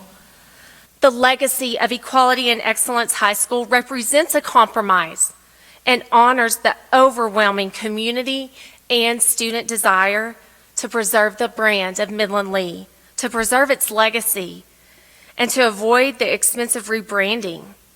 Yet it recognizes the progressive cultural symbol of unification it has become. The committee recommends that the current Lee student body vote to determine the mascot if Legacy of Equality and Excellence High School is selected by the Board of Trustees. The two mascots to be given to the student body are Rebels and Hornets. The Rebel mascot is to be depicted as a Revolutionary War-era patriots with no Confederate ties. There were 9 votes for Rebels, 1 for Hornets, and 7 members passed. The recommendation from the committee for the school color combination for Legacy of Equality and Excellence High School is maroon and white with 12 votes. The second place color combination is blue and gold with 1 vote. Finally, the Citizens Renaming Committee recommends, regardless of the school name selected by the Board of Trustees, that student groups, including the Dixie Dolls, select their own name with the approval of the school administration and the school board. Thank you. I move to accept the recommendation of the committee. Motion by Mr. Murray to accept the committee's recommendation as their first choice. Second. Second by Mr. Bishop. Now we are in discussion. Any discussion? Yeah.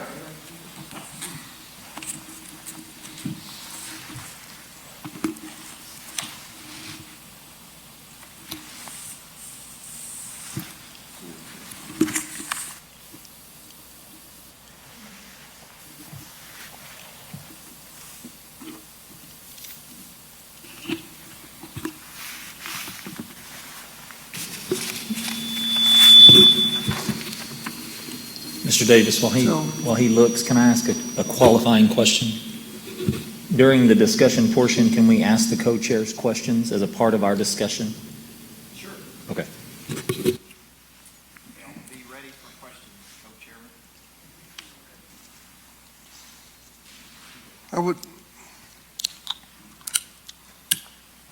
I would like to start this evening with the word name, not name, but veritas.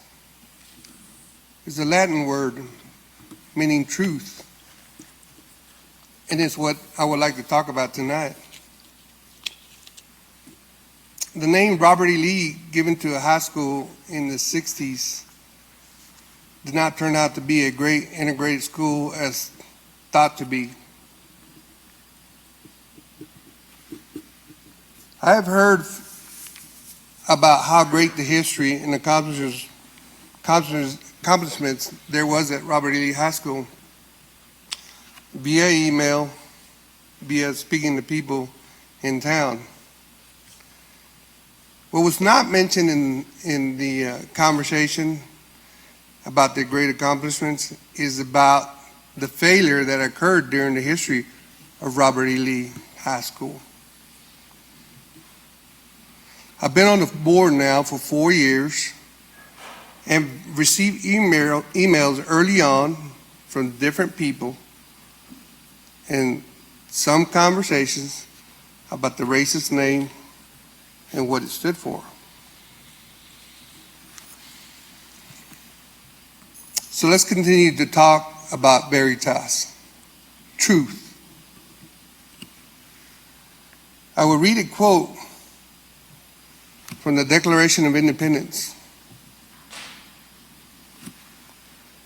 We hold these truths to be self-evident, that all men are created equal, that they are endowed by their Creator with certain unalienable rights, that among these are life, liberty, and the pursuit of happiness.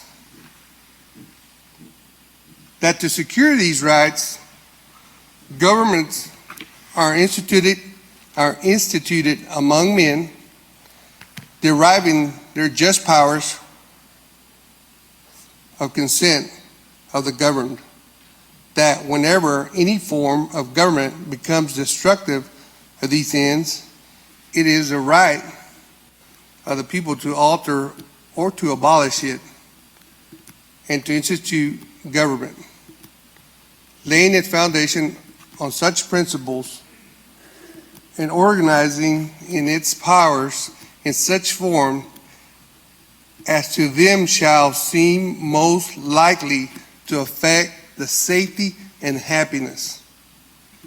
End quote. Well, if in the year 2020 we are still having a discussion about keeping any part of a school name that for 59 years has made student body, have mixed emotions about the name of the school they attend. Also, I have had emails from people that attended the school at different years, and their testimony is a common thread about how they have had concerns while attending a school with a name they felt had historical racist history. So let's get back to Veritas, the continued truth. The matter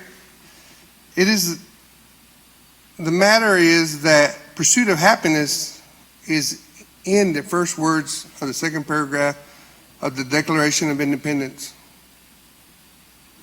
And it was not being upheld for students, for the student body that have attended for the past 59 years and felt uncomfortable about the name. I would like to clarify that through email and conversation, not everyone in the community has had the privilege of maybe hearing all the argument. But during this time, there's the opposing side and the for side. But if public education is to serve the oath that we, as Board of Trustees, took here to defend the Constitution, and if the words of happiness are in the second paragraph, mentioned twice nearly, shortly, I can't see in good conscience how we're going to accept any form of Lee in the high school name. Public education is to inspire and develop the mind as soon as those children arrive. If we continue to have, through public dollars, a name on a school that makes people feel uncomfortable for whatever reason, I will refer you back to what this country has stood for from the very beginning. I'm going to refer you back to veterans that have gone and served in this country. They say to uphold the Constitution. And if we're up to uphold the Constitution about happiness, life, liberty, and the pursuit of happiness. If we're up to uphold happiness, how do you accomplish that? How do you accomplish happiness? I'm going to share a personal story. Years ago, as a father of 3 kids, in my belief, if I worked 20 hours a day, day in and day out, I would accomplish the vision and goals of my children. But later in life, I took a course. And in that course, somebody explained to me, Robert, your biggest job is for your family to be happy. And I was like, no way. My biggest job is to work. My kids are happy because I work. They get fed,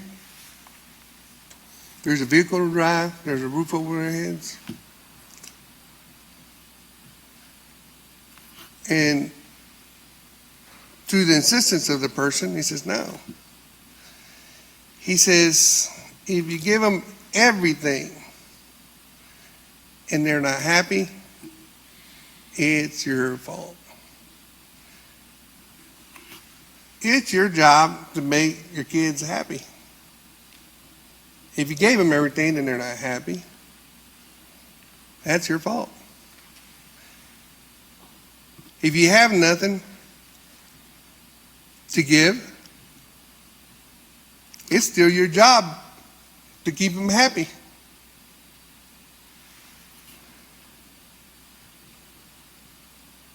Through all the conversation we've had, and through all the emails, and through the oath I've taken to serve the United States military, the oath that I've taken to serve this community publicly,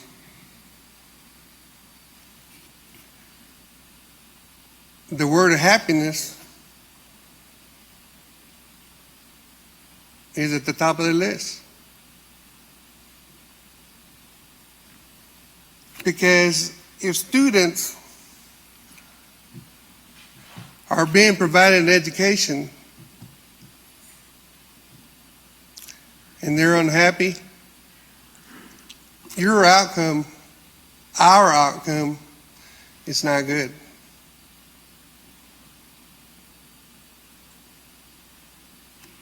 I want to address the fact about how people tell me I'm going to erase history.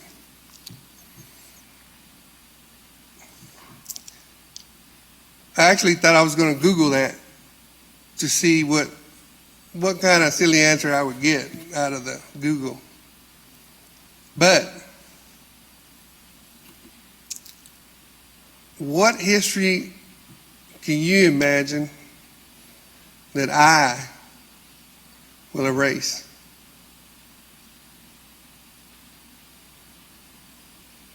There's no proof whatsoever that any board of trustees can erase history, even though there's been a lot of accusations about it. The other accusation that's come along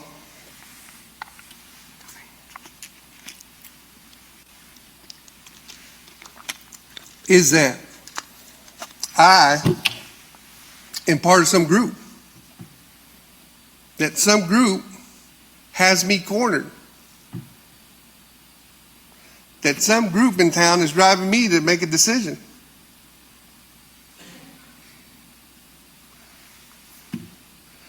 The decision tonight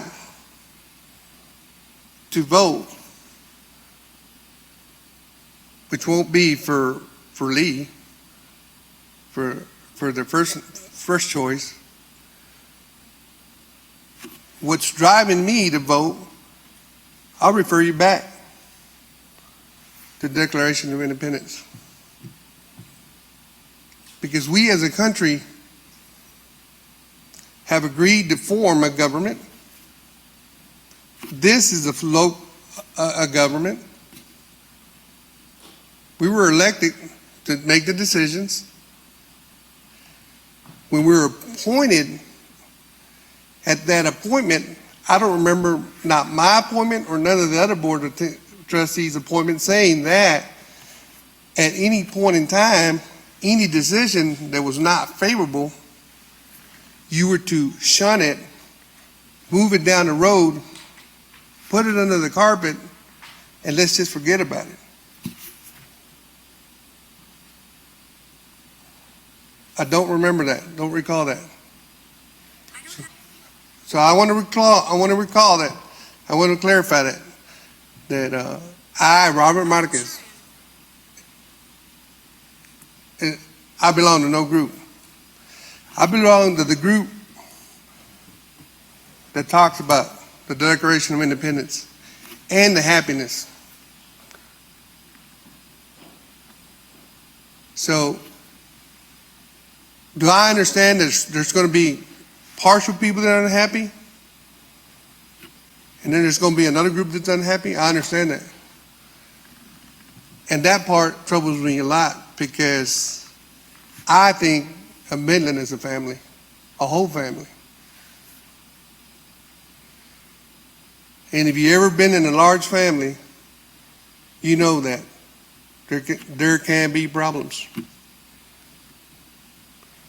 But a large family, usually at the sign of a problem, is not to shame or kick out the one family member that's causing all the problems.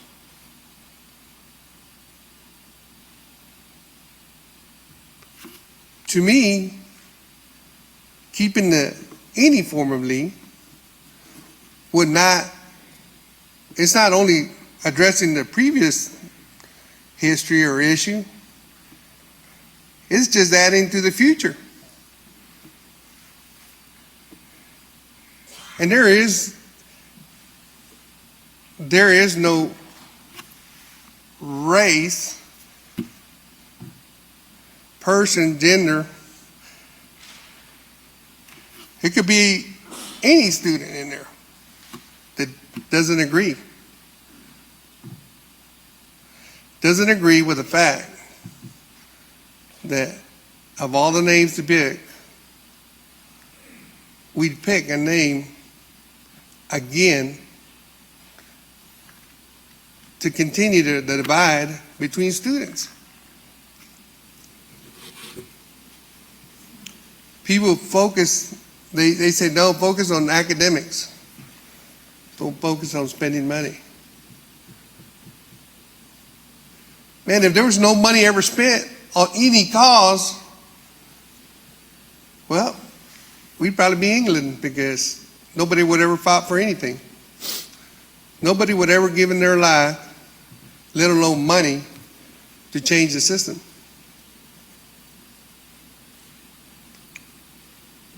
So that consideration about money should not be a weighing factor as to why we're choosing a different name. If I could springboard off of your last comment, Mr. Marquez, and ask Ms. Lowe and Mr. Felt well, a hold couple on. of questions. Would you allow me to finish? Yes, no, absolutely. I mean,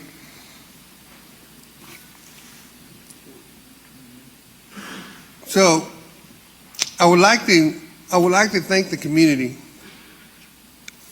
because it's been through your engagement via email that I've learned so much more about Midland. And it's not that someone's bad, someone's good. It's the concern that there is. But I want you to know that I, Robert Marquez, have not called anybody racist. Let me repeat that again. I, Robert Marquez, have not called anybody racist. The fact that somebody wants something over something else, I understand that view. And I see from the original, when we voted originally, I see the mind change and the mindset change later since then on the emails about the name of Robert E. Lee.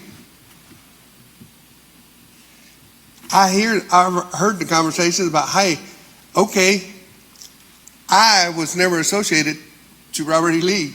I just thought it was Midland Lee.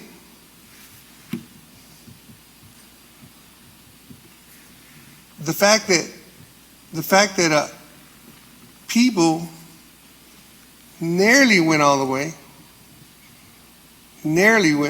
way with the name change, they just couldn't let go the last little bit. But in the second wave of emails, you can see that the conversation is about, okay, yeah, I'm not a racist, whatever. But I'm not nothing to do with Robert E. Lee. But I want to keep Lee. The general sentiment has been from the conversations and emails I've read, is that there should be no part left of Lee. So I'm asking every board of trustee that we should choose a different name to build the history of acceptance in our high schools. I've even heard about other names. If you want to change the name, then start advocating for it. We're about to vote in the November election. And one of the things that makes me the proudest to be an American is that we have a free and democratic society.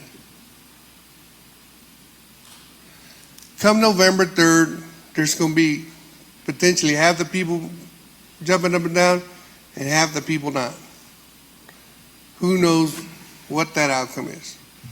But I'm happy that people have the right to vote. And then that vote should be respected,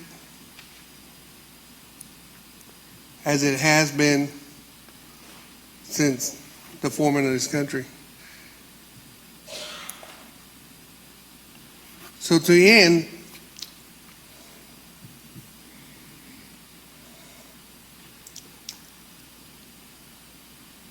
as a person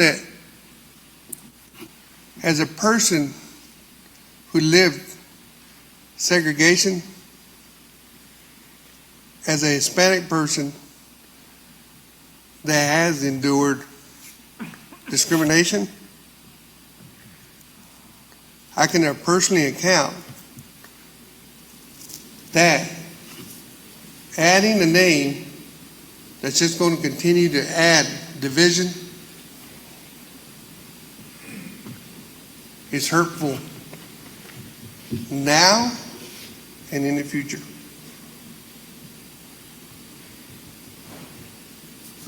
So I'm asking once again that we should remain with no name of Lee for a school name. Thank you. Yes, sir. Thank you, Mr. Davis. I have a couple of clarifying questions for the co-chairs.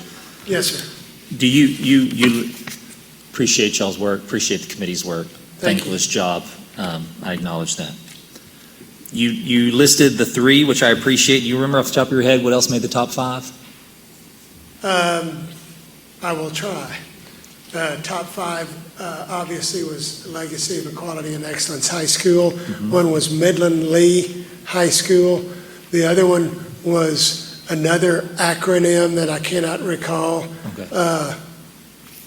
Legacy of Education. So the Lee acronym, Tall City, Carver Lee, just drop Robert E. and say Midland Lee High School. Yes, sir. And then another acronym derivative. And I believe it was Legacy of Excellence in Education, but that's a guess. Okay. I'm not sure. So, Mr. Marquez. Mr. Pounds has the minutes. John. So it was Midland, Carver Lee High School, Tall City High School, Basin High School, Lee High School, and Legacy of Equality and Excellence High School. Okay. Thank you. Mr. Marquez mentioned that we've heard a lot about costs, good, bad, right, or wrong. Did the committee discuss that, broach that? While we understand that that's kind of outside the scope, was that a topic that came up in any capacity during y'all's meetings? It was discussed briefly, but not in any detail at all. Okay. Y'all established the parameters, how it's going to go as co-chairs. Was that ratified or discussed in some form with the rest of the committee at the first meeting? It was discussed in the first meeting, but obviously all of the procedures and guidelines for the committee were worked out and done with the co-chairs. As I mentioned earlier, our committee was very strong, to say the least. Obviously, when we started, there were people that are members of the committee that had their heels in the ground already to begin with, and we felt like if we opened up all of the procedures and guidelines of the committee, we would be in session probably until 2022. Sure. Okay, thank you. And we did consult with Mr. Pounds on all the... Yes. Matter of fact, everything that we did was We in worked consultation with the district attorney. Okay, thank you.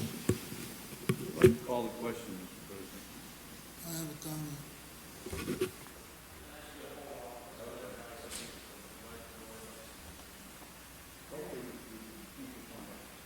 I think Mr. Bishop has been asking. Well, I'll say, and I'll just kind of go back a little bit. I won't to take as long, but what I will go back and do when we talked about in the early stages of our bond, when it was talked about with the board on what the expectations of what the board wanted to do as far as forming the committee for the bond, which we picked those two people to represent as we did this committee here. And when it left the board, to my understanding at that time, we were going to support 2 high schools and a CTE school. And then when it went to the committee, there was some information sent out to some voters, and it came back that the committee decided to support, for the most part, decided to support 3 high schools. There was a few on the committee that didn't, but they went with the consensus of the committee, and that was brought to the board as a third high school, which I can only speak for myself, but we're still thinking about the 2 high school model if we were going to move forward in trying to get a bond passed. But in the interim, I myself supported the 3 high school model because that was a consensus that it came from the committee.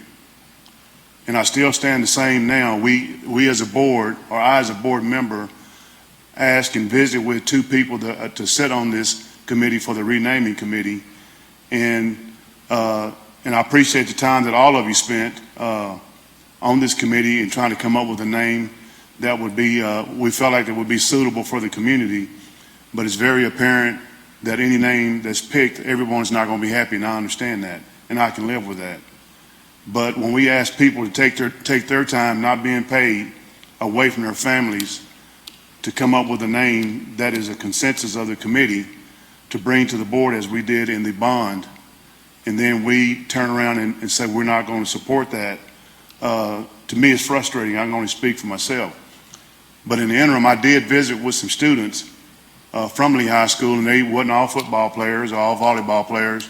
They were students. And I posed a question to them about the name of the school. And the names were already out there. They said, well, we'd like to have Midland Lee because that's what we know. But since the name, the legacy, the L.E.E. is out there, we can support that. And so that's what I'm all about, is listening to kids, because kids are voices too. They matter. We said we're up here to support kids. I went out and visited with those kids. They're the ones that's going to be the future. We're the ones that's the adults that's getting the ugly emails on both sides saying, I don't like this name, I don't like that name, it's racist, or my forefathers did this. Racism is taught. That's what anybody teaches kids, is racism. I'm not saying it's not there, because it's going to always be. But the thing about it is, if you give kids the opportunity to speak, because that's what I'm here for, I can't speak for anybody else. But that's my voice, is for kids to see that every child gets a fair shot at an education.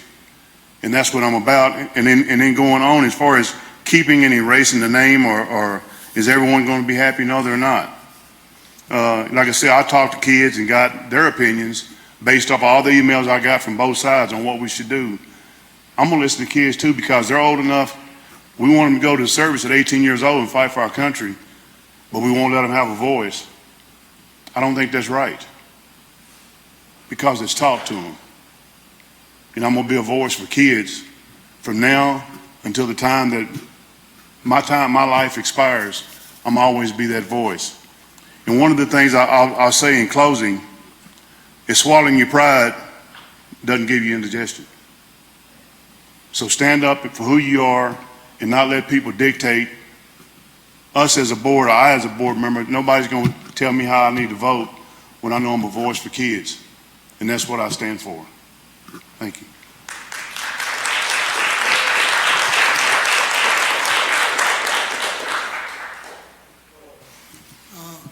I concur with Mr. Bishop's observation that you stand up and you be counted. As a board member, I am very conscious of the fact that all of us, as individuals and as a collect, are models for our young people, without question. But we must be ready to be honest and truthful and speak power to truth when necessary. I personally disagree with the recommendation that's been submitted for one very simple reason. For me, given the historical ramifications associated with Robert E. Lee, this decision represents a retreat. A retreat. A move to hold on to a past that we are trying to address as just that, the past. And for many who may not be here that I've talked to, suggested very strongly that there should be no remnants of this general's image, character, or personality left on the table.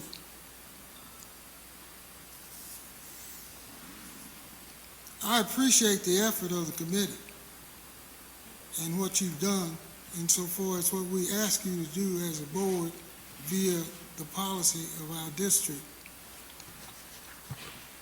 But I am concerned that we have established nothing in terms of going in a direction that will give us a sense of relief across the board when it comes to dealing with young people and us as adults. We have had an opportunity to take it off the table, but it's still on the table. And it's going to be reminiscent of times when people would say, oh, I don't have any compunction about who you are, what you do, and what you say. The historical imprint is what concerns me. It's going to be there. It's going to still be there. And for us to retreat into that acronym represents a lack of courage. Thank you, Mr. President. Mr. Davis. I too want to echo Mr. Fuller's comments about the work at the committee. Ms. Lowe, when I suggested you into this position, I never knew what the kind of pounding you were going to take. So, but to all of you, I appreciate the work you did at the time and the hours you spent in this. I want to echo what Mr. Bishop said, in that when we went through the bond, I was on the committee for the bond. I sat in the second to last meeting and I spoke for about 10 minutes with the microphone, felt like I was a member of Congress in front of the committee. And I spoke about 2 high schools, about a third school as a CTE school, about the possibility of IDEA coming in and having some of our high school students, and it being a real issue for us to fill 3 high schools. That committee was close. It was 60-40 for the 3 high schools probably that night of the vote. It wasn't a major swing, and I know there were 2 members that night that would have voted along with me that would have made it even tighter. But at the end of the night, we had to vote, and we had to give a consensus, and we had to vote on a 1 to 8 scale. 8 being you hate this bond, you're not going to support it, and you're going to be loud, you're going to go against it. 1 being you loved everything about it, and you just can't wait to go vote. I was a 7. I stood there with Mr. Van Hooser, which was next in line, was a 6, because we knew what this did to the people of Lee and how it stood to tear it apart, and the great things that were going on at Lee High School. Talk about the robotics program. Talk about the debate team. And I've got information here, but national championships, state championships, same with the robotics, just developing a name. And I'm not talking about just football, and I'm not talking about just volleyball, but talk about the band, the Mighty Rebel Band, and what they've been through and what they've done and accomplished. Same way with the orchestra and the choirs. I said I will support this, and I will keep to my consensus, and I'll support the bond. And so I went through that whole season of that bond election and took a beating from people in my district that did not support the bond. I lost friends. I took it hard. Honestly, I couldn't wait for that thing to be over with.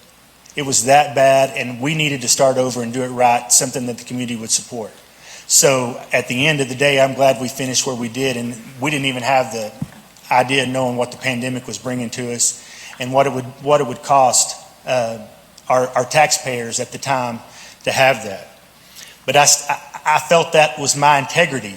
And some of the ladies that I've been friends with, one of them forever, because we started PTA back when my kids were in elementary school, that are now out of college. And I had to tell them, it was my word. I gave my integrity. I put it on the line to support this because that was the right thing to do.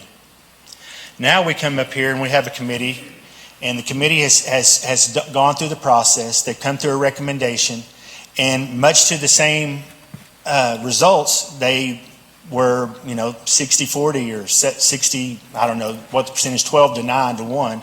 And I know there was a Lee voter that wasn't there that night that would have voted to support the acronym.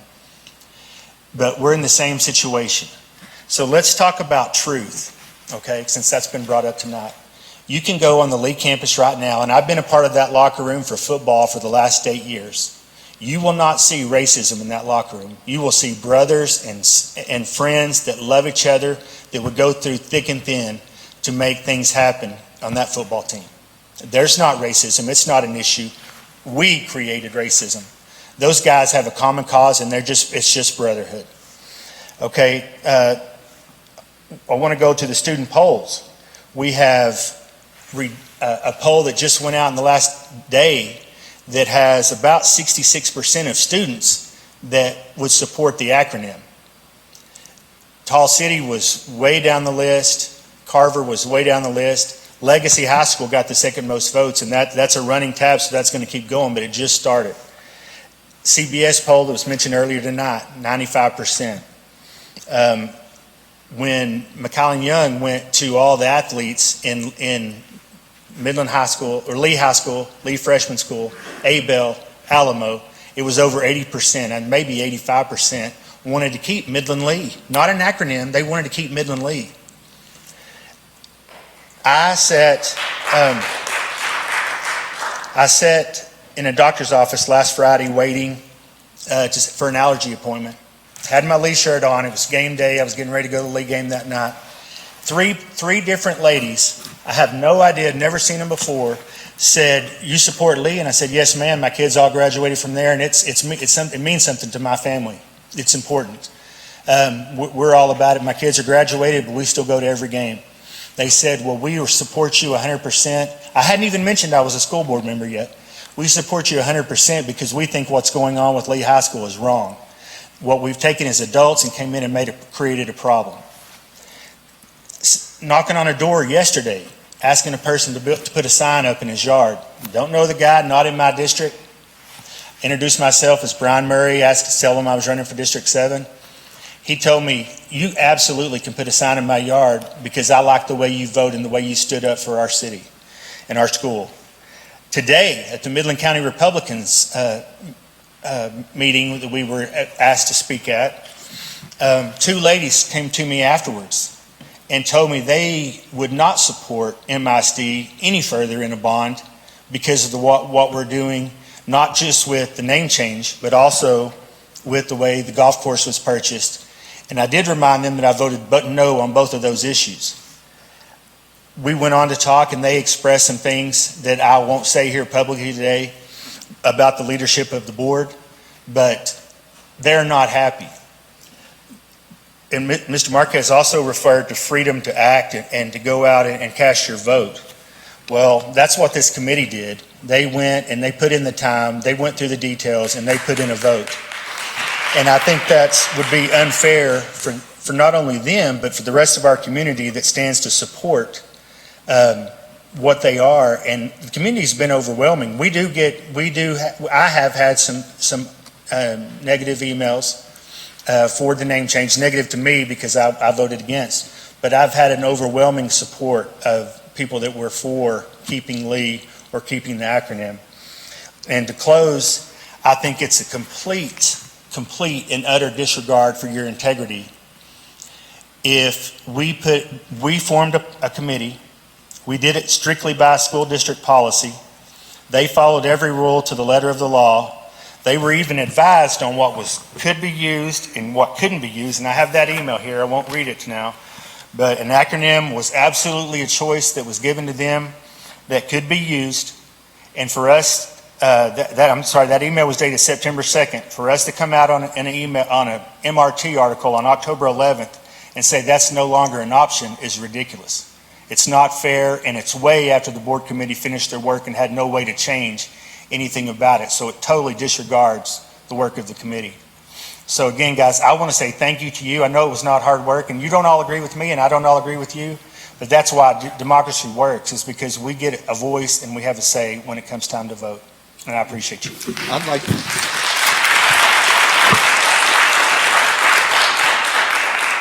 I too want to commend the committee. I know they did a lot of hard work, and as stated, y'all came up with recommendations for us.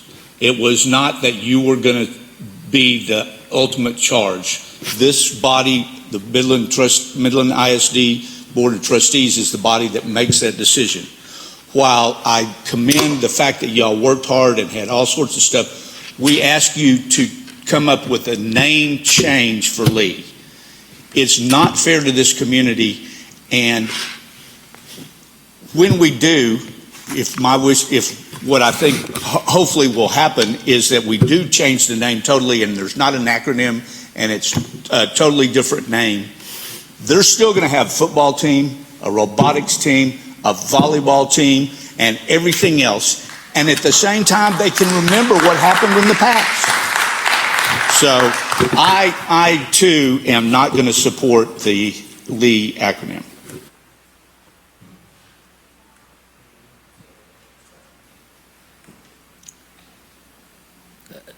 Appreciate the committee. Thank y'all. This has been really difficult. It's such a divisive issue. There is no middle ground left, it seems like. There's no ability really to compromise.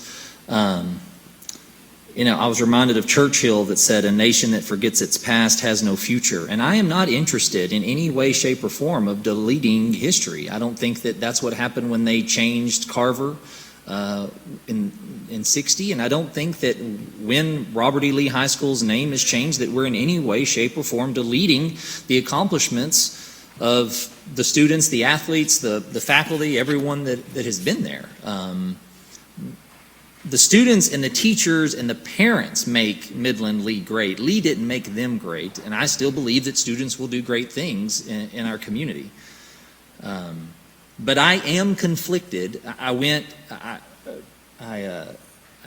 Speaking of traditions, Team 60, I go to some Lee games. I have a son, I have daughters, I have a bunch of kids in the system, and sat by my friend Brian Murray last Friday night and at the Lee game, Team 60, and they're talking about, what happens when the name changes. Is there a Team 61? Well, of course there will be, because those traditions are not going to go away. We're going to not control all leading the last 60 years of history. But that said, the charge was to change the name of Robert E. Lee High School, and that's why I wanted some clarification from the co-chairs. I don't think that I can get there on the acronym, but I like others have said, we put a committee together, and so we have an obligation to hear and listen to what the committee says. And so whether that looks like that we, table it, there is no greater voice that a community has than the power in the ballot box. And that's going on right now. And of the hundreds of emails that I have gotten, and I'm sure the rest of the board has as well, there is a clear theme about listening to the community, listening to your constituents, listening and getting that feedback. And if the committee is willing to continue to work and the community is voting in the ballot box, it seems to me that the die has been cast and the difficult decision and vote was taken in July. It's going to change, but let's do our very best to get it right. And if we can continue to have those conversations, I can sit by my friend Mr. Murray at a football game and we do not agree on this issue, but it does not have to be something that continues to drive a wedge and be divisive for this community. We have to get to a point where we can heal. And I was elected by the voters to serve students in the district and MISD and want to do what's best for educational outcomes for kids and give them the transformative power of what education can do for them. And I don't believe that the name on the building affects that. So I don't want to throw away the traditions. I want to figure out a way to honor that, the family and their concerns, continue to have the committee do their work, and find a way. Bishop said it best, I'm not going to make everyone happy. No matter what name is picked at this point, that ship has left the dock. But if we can continue to work and get to a point where we feel like there is some concessions made on both sides and some compromise, that's what I would love to see.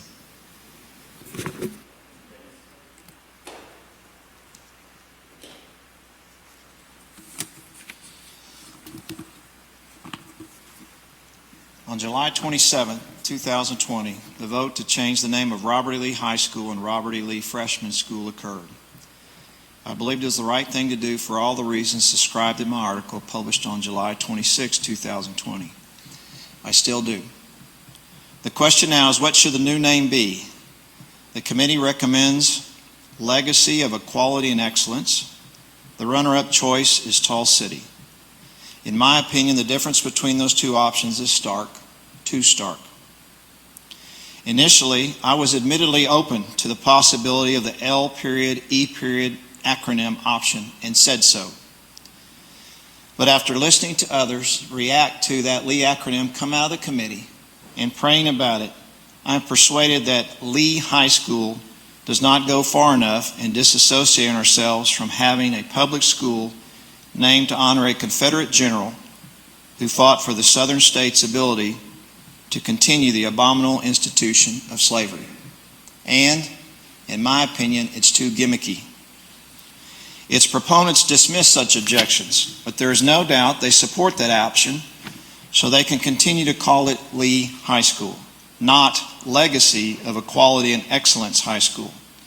In fact, it is not uncommon for persons who have come up to me to express support to get the words of the acronym wrong. There are also those among the acronym supporters who maintain changing the name without at least keeping Lee will somehow erase their high school experiences and take away their accomplishments. It will not. Nothing could do that.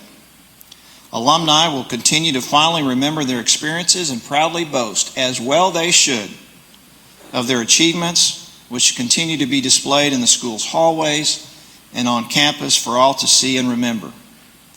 However, I'm also persuaded Tall City High School goes too far and does not seek to honor the school's legacy of accomplishments. And for many, it requires a cumbersome explanation. Nevertheless, there is great wisdom in the views expressed regarding these two naming options. For example, in choosing the new name, we should be mindful we are not starting with a blank slate. This school has a long and proud history of student achievement. We should seek to honor that history. In my opinion, Tall City High School does not do that. At the same time, we must also acknowledge the angst, as we have heard tonight, associated with the misguided origin of the existing name, its Confederate symbols, and that portion of the alma mater with the concluding exalting words of Robert E. Lee sung at the end of every football game and graduation. We should seek to turn away from such associations. Lee High School does not do that. As we have heard tonight, there are those that assert that any failure to accept the committee's recommendation would be an act of disrespect for their efforts and would amount to a dismissal of their work as irrelevant. It would not. The committee was asked to make recommendations to the board as what the new name should be, but it was made clear the board retained the ultimate decision-making authority. The committee's work is very much appreciated, and their suggestions fostered a community-wide discussion that helped everyone to formulate their opinions about this issue and communicate those opinions to board members for us to consider. For all these reasons, I'm opposed to the current motion and propose that we utilize the first word in the name proposed by the committee, and that the new LHS be Legacy High School, and its mascot be the Rebels, as represented during the American Revolutionary War period, as also recommended by the committee. After all, Rebels captures the spirit of the school far more than any acronym, and its redepiction, memorializing our country's against all odds success and becoming an independent nation, could redeem that mascot name and continue the pride of being a rebel. As for how it is redepicted, I suggest the committee reconvene, solicit possible redepictions of such mascot from the community, and submit their top 2 selections to the students at LHS for a vote. I also propose the colors remain maroon and white, as also recommended by the committee, because those colors have no inherent association with the Confederacy. Some may object to the mascot name, even if redepicted, and the school colors. But if there is to be anything that could be accepted as a compromise on the school naming issue, I am convinced it cannot be an acronym spelling out the very same name, but it can come in the form of a newly depicted rebel mascot and keeping the school colors. Again, we are not starting with a blank slate here. Instead, what this seeks to do is change what should be changed and keep what can be kept. Yes, there is a cost associated with making this right, and yes, it remains to be seen just how much, if any, such cost may be offset by any money that may be raised by those who have volunteered to do so. In any event, while some of the changes should be implemented as soon as possible, I would not anticipate all changes resulting from a name change would be implemented immediately. For example, the timing of a bond designed to address our secondary facility needs that we heard this evening would be one reason not to implement all the changes immediately. If, for instance, a bond next November proposes to relocate LHS to a new campus and repurpose the existing campus, all the campus ramifications of this name change can be included on the new LHS campus at no additional cost. And even if a such bond does not occur or pass, some of the changes may need to be implemented over time for a variety of other reasons, including cost. And so patience will be required. And yes, with respect to the bond, I have indeed heard from those that threaten, if we don't go along with the acronym option, they will not support any bond designed to address our secondary facility needs. I hope when emotions calm, they will recognize that the persons who will suffer the adverse consequences of a vote cast against the bond for that reason will not be the board members who did not vote as they wanted, but our students and teachers. In any event, in my opinion, it's time to put this name change decision behind us once and for all. It's the right thing to do for our community, especially for the long term. I hope my fellow board members agree.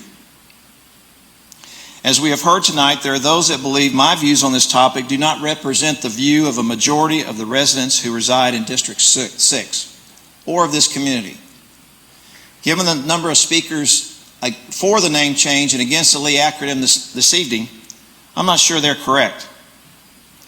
But even assuming they are correct, I respectfully disagree with the notion that I have no discretion as an elected official to consider the minority's view on an issue. I have only to look at history to justify that opinion.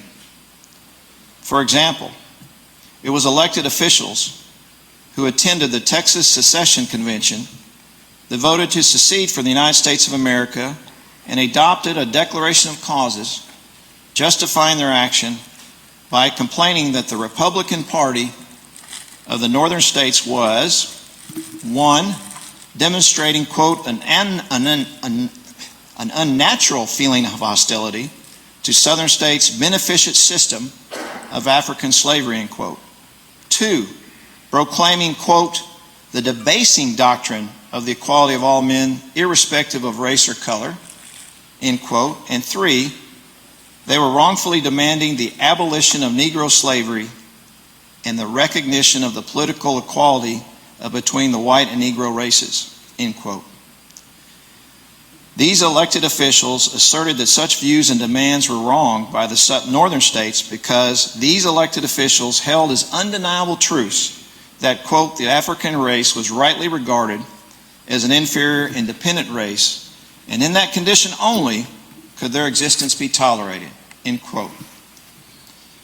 I am certain that in making those statements and taking those actions, those elected officials were representing the majority views of their constituents, but they were wrong. I'm also certain that almost 100 years later, when elected officials in Midland decided they would not permit black children to attend schools with white children, they were representing a majority of their constituents, but they were wrong. I'm also sure that when elected officials in Midland in 1961, 7 years after the U.S. Supreme Court's decision in Brown versus Board of Education, 7 years before they fully desegregated our high schools, and in the midst of civil rights movement where black children had to be escorted by federal troops into public schools, that time decided to name a school, public school in Midland, honoring Robert E. Lee's service leading Confederate troops in fighting for the aforementioned causes. They were representing a majority of their constituents, but they were wrong. Similarly, I think it's wrong to rename the school with an acronym which keeps alive the association of that wrongful decision to name it Lee High School. After all, we're not starting with a blank slate as to the Lee name either. Please understand that I repeat not, suggesting those who support the acronym are racist. I don't believe that to be the case. But I do believe that in asking us to vote for an acronym, spelling out the very same name as before, they are asking us to ignore the wrongful origins of Lee High School and its naming decision. And even if that view is in the minority, I believe that is the view that should nevertheless prevail. As history has shown us, majorities are not always right, particularly on issues such as this. And speaking of integrity, if I disagree with what the committee recommends, I believe that is my integrity that I should not vote in favor of. And so it is my integrity that causes me to vote against the recommendation. But it is with great appreciation for the hard work. As I said before, the work that you did fostered a community discussion that led to further discussion and further emails and further talks and further visits at HEB that allowed me to, and all the board members, to come to a final, I hope, final decision this night as to what the name should be. So thank you very much. We ready for the vote? All those in favor of, I'm sorry? Okay. All those in favor of the motion to accept the committee's recommendation for legacy of equality and excellence, please raise your right hand. Mr. Murray, Mr. Bishop, all opposed, raise your right hand. It failed. The vote fails. The motion fails 2-5. I move for president that we accept Legacy High School as the new name for the high school. Motion by Mr. Marquez, second by Mr. Kennedy. Any further discussion on this motion that we've not already voiced before on the other motion? Yes, sir. I just have a concern, clarifying question. Since we voted down the top recommendation, do we owe it to the committee to consider the other two recommendations they brought prior to exploring alternative name options? That's a question for question for the board. Do the rest of the board members feel that since we voted down the first recommendation that the Citizens Committee presented, do we have an obligation to consider the next two in the order that they had votes previous to going outside of the recommendations and considering alternatives? The question is to Mr. Marquez and to Mr. Kennedy. If you wish to withdraw your motion and allow a motion to go forward on Tall City, you may do so. No, sir. All right, so the motion is on the table. It's not been withdrawn. Any further discussion about this motion, the naming decision that we haven't already voiced before? I want to ask, Ms. Marcus, will you clarify your motion again? What exactly was it for Legacy High School? Legacy High School. And were you also suggesting Mr. Davis's suggestion of the maroon and white colors in the Rebels mascot to be redesigned? I think it'd be wise to choose a name and let the committee that has done great work. I didn't mention that earlier, and I apologize. I mention it now because I've been here when we did another name change. And so I would suggest that once a name is chosen, that there could be some more conversation to continue to add to the name. The colors, I'm fine with the colors. I'm not seconding the motion that we consider other names. No. Well, you just said. No, I'm sorry. I was talking about mascot colors. If that conversation wants to be continued, because it could spur more ideas, I'm bored. So with respect, the first motion. Wait. Mr. Marquez, Mr. Murray has rightfully asked for you to clarify your motion, and what I've heard you say thus far in your motion, and Mr. Kennedy will have the option whether he wants to second the complete motion as clarified, is that you move to change the name to Legacy High School, and you further move that the colors remain maroon and white. As to the mascot name and its depiction, your motion does not include that. Is that correct? That is correct. Mr. Kennedy, are you willing to second that motion? Yes. All right, that is the motion on the table with that clarification. With respect, the first motion that we voted down had that packaged, including the mascot, because that's what we charged the committee to do. I voted with 5 of y'all. I didn't agree necessarily, but it's difficult now to parse. We have to make sure that we're consistent in what we're voting on here and not shooting from the hip. Well, so there may be another motion if this passes to address the mascot and its depiction, but this is the motion that's on the table right now. Okay, so let me just add some discussion, for clarity for the board. We heard from the committee chairpersons earlier about their resolve to recognize Carver and their history and what they were going to do with bringing that back to Lee High School.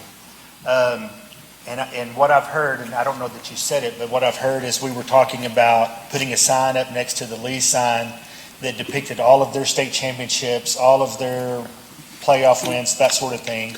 And then there was some talk about a ring ceremony to award state champions a ring. Is that? What we've talked about doing, Mr. Murray, is putting up a championship sign at Lee High School up to right next to the Lee Rebel Championship sign that's by the Rogers Field practice field.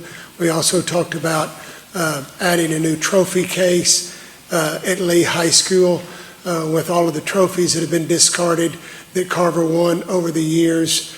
And we were going to do that and try to move forward with all of those things regardless of what the new name of the high school is. Okay, so, and I appreciate that, and so that's going to be part of my just discussion. I would like to see that happen if the high school name Legacy does get approved. That's been our intent. Okay, and at the same time, make sure that we're keeping some of the history of Lee High School with General Tommy Franks, Laura Welsh Bush, Tommy Lee Jones, Susan Graham, Cedric Benson, the history of the band, the football team, the choir, and I won't mention all the things I mentioned earlier, but there is a vast number of things that if we're going to truly call this legacy, that we keep those awards however we can, not to offend anyone, but to keep record of those things for the new Legacy High School. Yes, sir. Okay. Absolutely right, Mr. Marquez? Yes. Mr. Kenny? Yes. Absolutely. And to affirm that I've already said that we're not here to change history, period. It exists and it will continue to exist in the school. Thank you. Yes, sir. Thank you. Any further questions or discussion on the motion? Oh, man. My concern, fellow board members, is that this committee that we put together has been working for weeks on this. And while we certainly have been in the trenches of it as well from a different state, getting emails that we're going to accelerate in 10 minutes, 15 minutes, and make that decision and pull that trigger on work that they did in 6 weeks. It gives me pause, I will admit. Well, I understand your concern, John. However, I do believe that, we might not have been in all the meetings. We've been going through and subject to everything that's gone on, all the public comment, to the point that we can make a decision based on that. Okay. I don't think that we came up with this and everybody came up with this 10 minutes ago.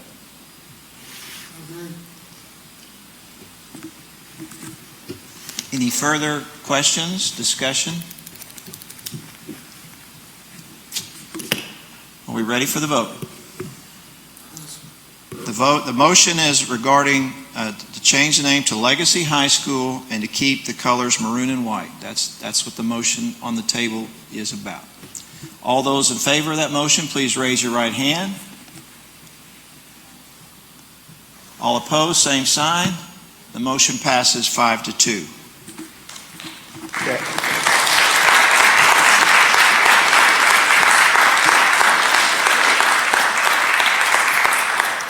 I would like to make a motion that through input and guidance with the committee's chairs, that the student body of the new Legacy High School pick the mascot.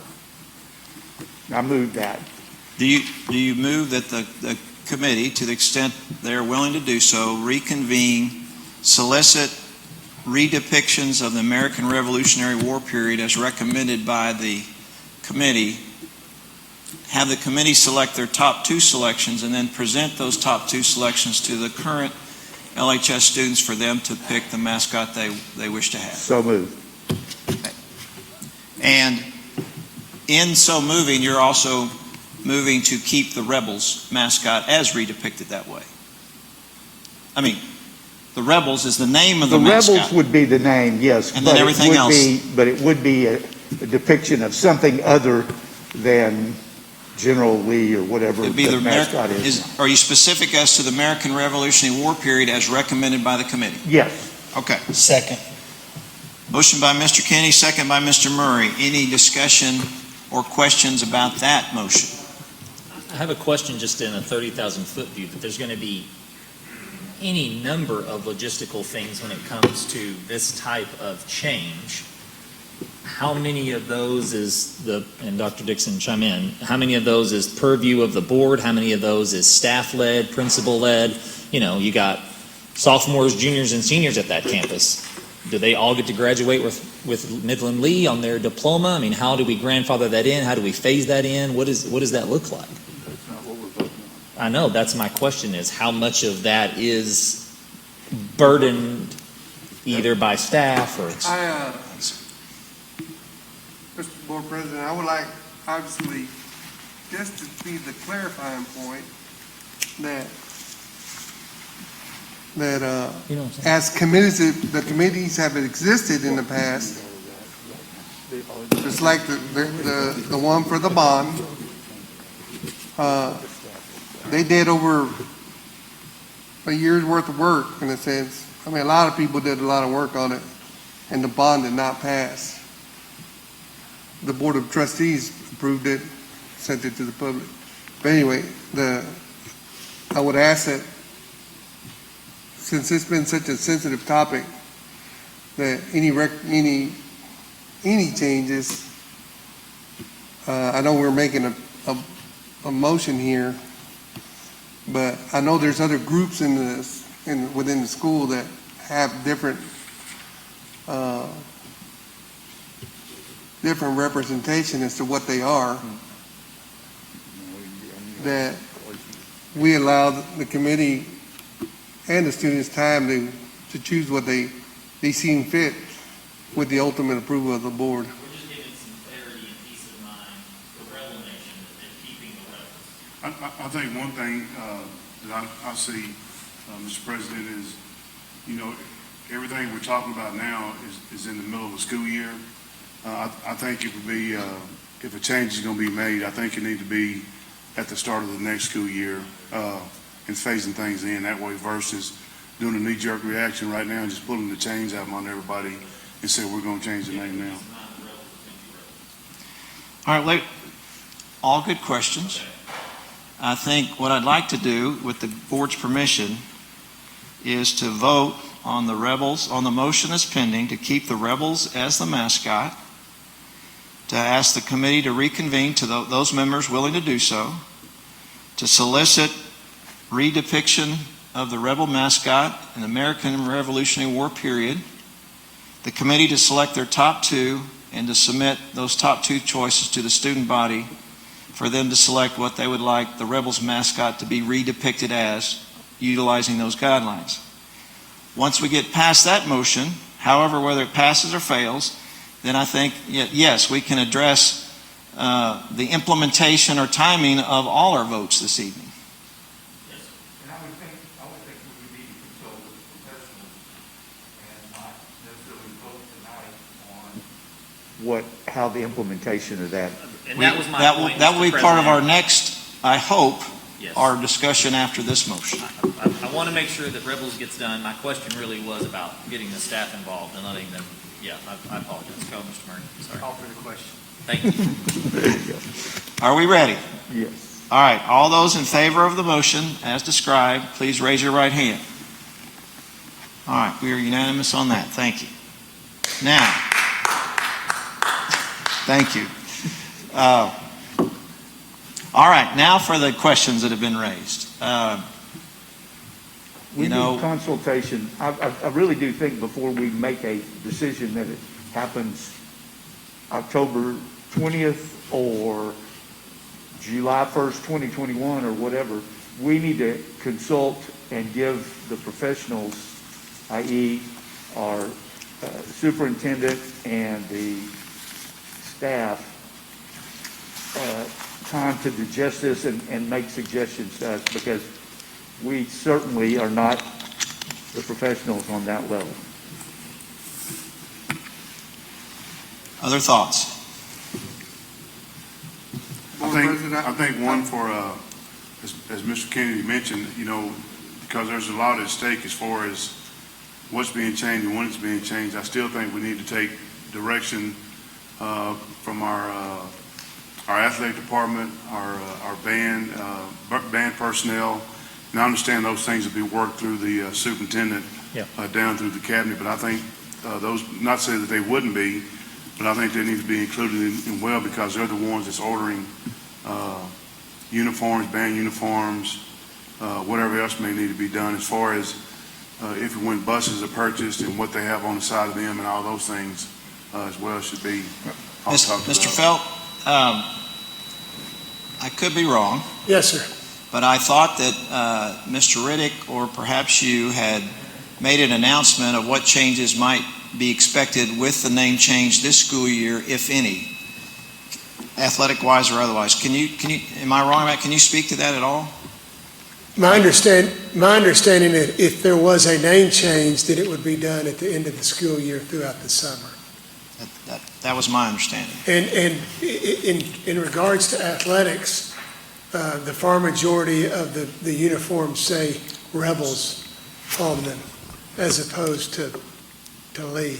And again, there's Lee on their pants and on other spots on the uniforms, but the far majority of the uniforms across the front say Rebels. So with that comports with what I understood. So with that, I'm suggesting that we're not finished with discussing the topic of certain implementation of things, but as a general rule, that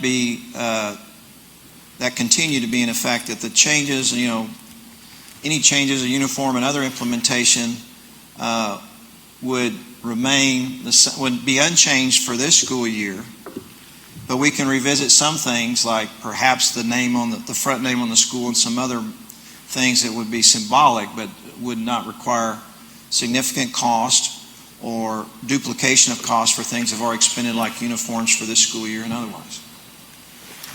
But I'm only offering that as a suggestion, and we can take up further issues at future board meetings if that is the pleasure of the board. I think that's a great idea. Board President, I move that we table those discussions to give the committee, if they wish to pursue the interaction with the community and further assist the school in, all details that exist for whether it's a symbol on a wall or a patch or whatever is given out. I'm sure there's a ton of small details that need to be worked out for logistic purposes as to how in the future that's going to be symbolized or so forth. And we could reconvene, soon, I would say soon, to try. I would think that January timeframe is a good time frame to give people time to talk and discuss and give the art students time to draw stuff up and get the student body involved so we can make some decisions in January. All right, Mr. Marquez, let me ask you a clarifying question. You used the word table, the discussion, which, doesn't require that we table the discussion if we're willing to end it otherwise. But I think when you finished talking, it sounded like you wanted to make a motion to delegate to the committee these tasks. Which is it? Well, can I ask both chair people? Can I ask you now if you're willing to continue to do the work? I know it's been difficult. To me, we are the Citizens Renaming Committee, and I can't imagine getting back together after all that we've been through. I feel like we don't have expertise in design and logo and a school song. I mean, I feel like that would be much better for the Lee faculty and for some students than some people that, are in the community. And we're pretty weary from what we've done. And so I'm not speaking for everyone, and we can try and we can see who would be willing, but And really all we're talking about is the redepiction of the rebel mascot, correct? Well, that's my question now after her remarks. I appreciate the wariness and that I appreciate the reluctance to say I really don't want to get into all the facility ramifications of a name change or a rebel mascot change or whatever. But my question is, do you think, you co-chairman, do you think that you would be willing to serve on whoever's still willing on the committee to serve for the limited purpose of soliciting redepictions and then selecting two and then giving that to the school administration for a student vote? I would be willing to do that. All right, thank you both, and thank you, committee, for whoever is willing to do that. Mr. Marquez, I think you got your answer on their reluctance. Yeah, so. Understandable reluctance. So, and let me clarify just a little bit there. My intent was not for you to, the building infrastructure, but there's, the volleyball, the band, It's just a redepiction of the mascot, correct? Let me suggest, Mr. Marquez, that is something that would be better delegated to us working with our operations folks. Okay. And Ms. Lowe, I did think you had a good idea, though, and that might relieve some of the pressure off you guys if you would use the staff at Lee High School for some of those depictions and go about it that way to get it to your committee. Yeah. So Yes, art department. I mean, I didn't mean to limit it to the community. Students, Sure. art department, graphics, Midland College, UTPB, everyone. But the decision would be made by the students as to which one they like best of the two that y'all select. I understand. Okay. Yes, sir. In reference to the suggestion as to how to handle the Carver memorabilia. Yes, sir.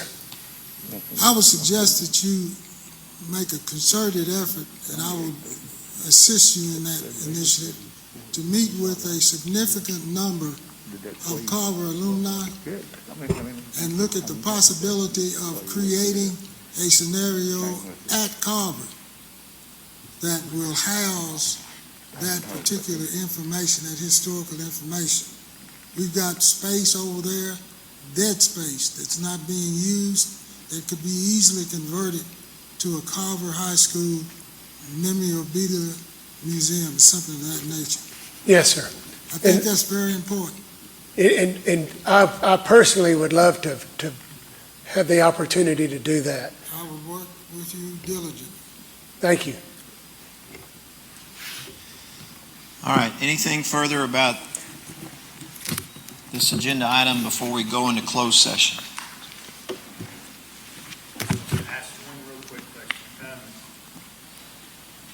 On the sheet we got for the full cost, there was some dollar amounts in there for booster clubs. Are we going to try to help the booster clubs rebrand as well, or is that outside of MISD? Because we put that in the $3.5 million, but I just want to clarify for those guys knowing what they've got to prepare for. With the colors, without any offset from any contributions, is 1.7 now.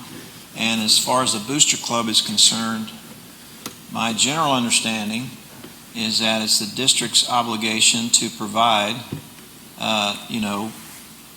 all that is necessary to participate in sports. However, to their great credit, the booster clubs seek to supplement and upgrade those basic items for their various sports teams. And so, I don't know if that clearly answers your question, but I know that again, the implementation of these changes, we're going to have to ask for the community's patience, be given the cost, that everything may not happen overnight. In fact, I don't think it will. I think it'll be implemented over time. And so I don't know that we have any ready answers for that. But certainly we want to, I think it's the district's obligation to provide what it takes to participate in the sports. Parents and booster clubs have chosen upgrade. Is that correct, Mr. Felt? Yes, sir, that is. And in the past, we've had issues with the school district where Actually, the booster clubs had to have more input in some of the athletic operations that we've had throughout the district, much more so than they should. I think that we've moved in the right direction over the last couple of years, and right now, really, we don't have to have, and I think it's important that you understand that I said have to have. We do not have to have the help from the booster club to just do day-to-day operations like we have had that in the past. In the past, but not currently so. Not currently, no, sir. All right. The booster club doesn't have to buy anything, but we have in the past. But we are appreciative of what they do. Yes, sir. All right, any other questions or discussion for this evening before we go into closed session on this agenda item?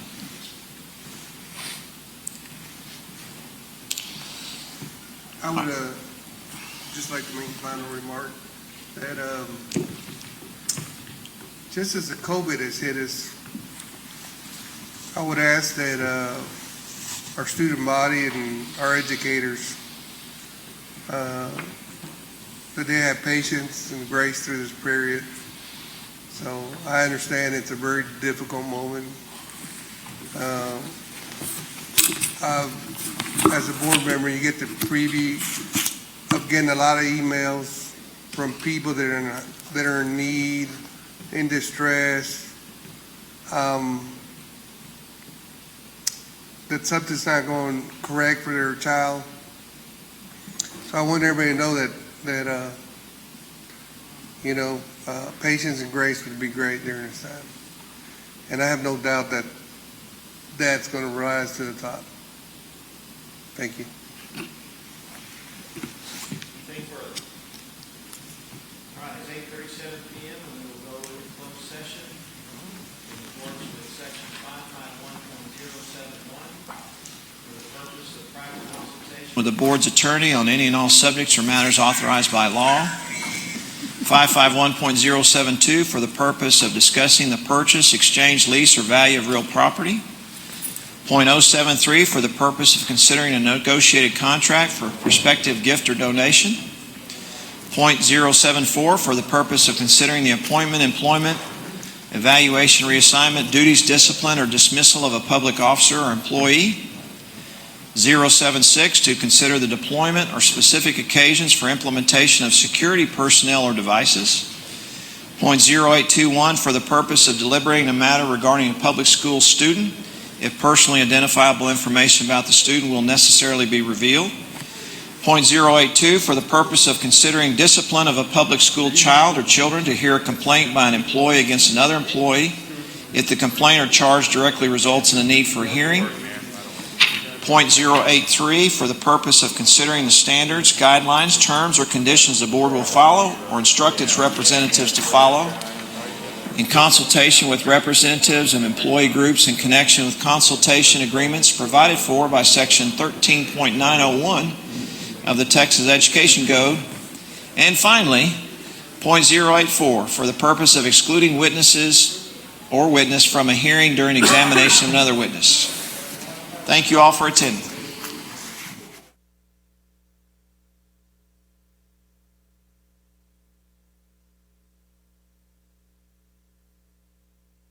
Rising from closed session, so we are now adjourned at 9:20. Thank you.